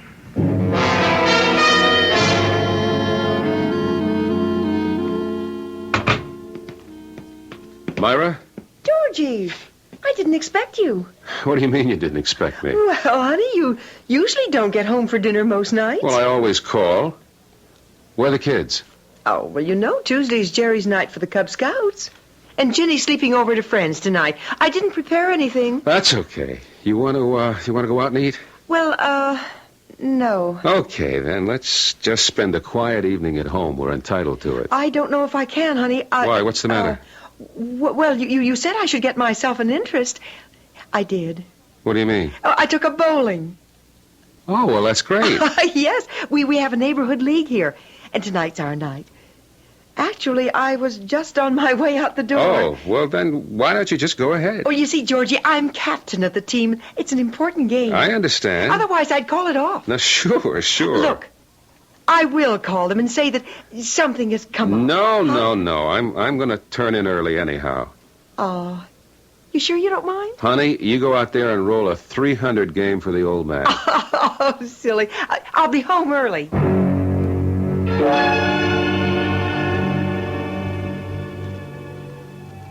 Glass of wine, George? No, I don't need wine or anything else when I'm with you. Thank you, sir. Holly, what's going to happen to us? What's supposed to happen? I don't want it to end. I don't want it to end either. So it won't end. Unless, of course, one of us changes his mind, and Then, well, that's it. Something's bothering you, George? No. Well, every now and then I can't help feeling what we're doing is wrong. What we're doing happens to be what we both want to be doing. But people don't just have the right to do what they want to do. Why not? Why not? Well, because. Yes? Because? You know something?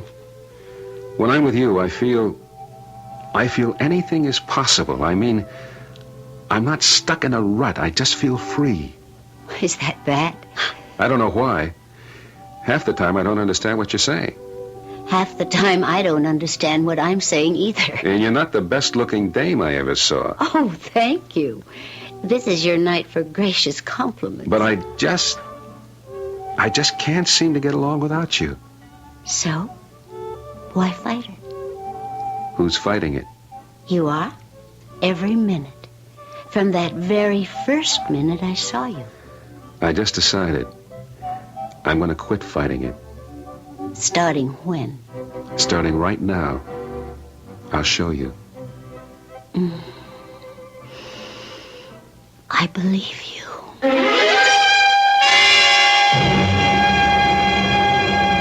How much longer you want to fool around with the museum murder case? That's why I want to see you, Prescott. I want you to take me off it. You're off. As of right now. What happened? Nothing. I don't want to go near that place again. Meaning what? Meaning what I said. Does that include Miss Polly Atkins? Miss Polly Atkins is my affair. That's very well put. Look, what have you got for me to work on? What I've got for you is 1 week's sick leave. Sick leave? You better take it. Why? You look terrible. I never felt better in my life. Don't hand me that, George. This thing with Polly it's killing you. Are you out of your mind? Down deep. You're hurting yourself. Badly. Because this thing... It's wrong. Who says it's wrong? Everything you were taught to believe since the day you were born says it's wrong. That doesn't make it so. It makes it so for you. Don't you think I'm trying? I say I'll never see her again. But the next day... Let's not get confused with any of that. It's just wrong. That's all. It can't be. It seems that the two of us, Polly and me, we just belong together. Well, then divorce Myra and marry Polly. I can't. Why not? I don't know why not. Maybe I love Myra. Then get rid of Polly. No, I love Polly, too. Is it wrong to love both of them for different reasons, for different things? Yeah. Who says so? You keep asking. I keep telling. You say so. Your conscience says so. Okay. I'll ask someone else. Who? Who? Nobody you'd know. Sure, but who is he? A priest. A priest? What do you think a priest is going to tell you? This particular priest, I don't know what he's going to tell me. Georgie, are you sure you're all right? Yeah, Prescott, yeah. Just now, for the first time in weeks, I feel all right. If you don't want to take the sick week, see me later for your assignment. Sure.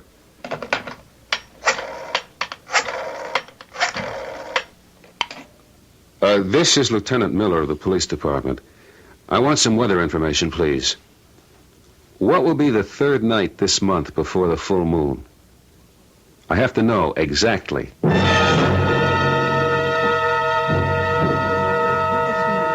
I can't imagine why you'd want to come here this evening, George. Oh, I don't know. I just want to see the exhibit again. Well, I'd think you'd seen all you wanted of it this past month. Well, I never really looked at things before.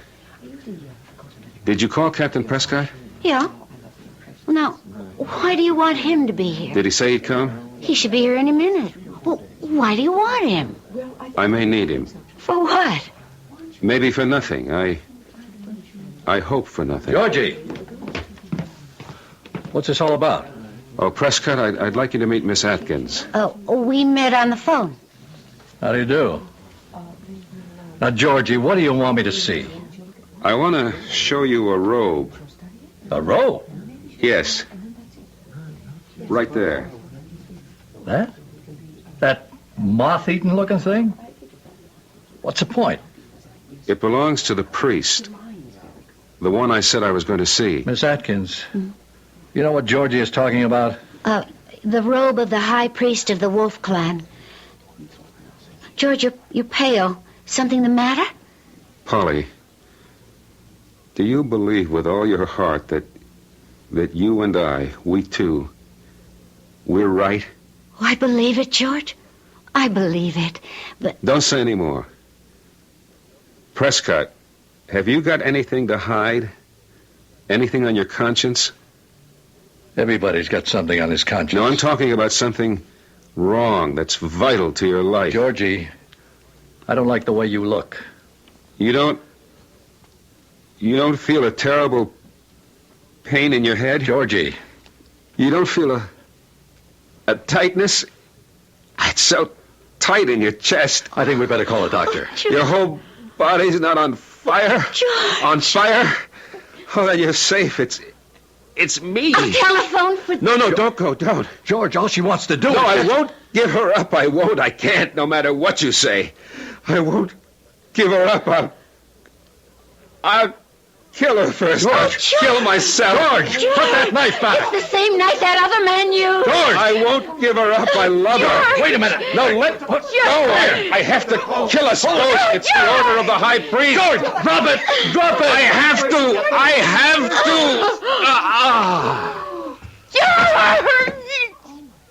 George! Polly, I'm sorry. Quick, call an ambulance. No, don't bother. The high priest, he said, funny, he said, drive her out of your heart. Oh, George. Even if it kills you. I drove you out of my heart. And now I have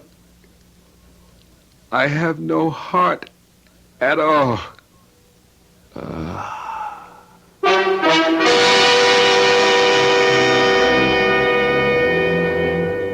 Who knows who sentenced Lieutenant George Miller to death? A conscience, which everyone has?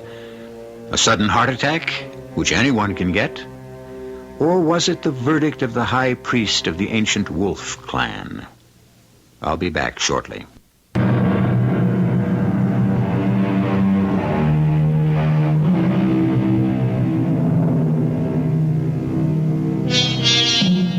It has been said, when a man lives with truth, there also will justice dwell.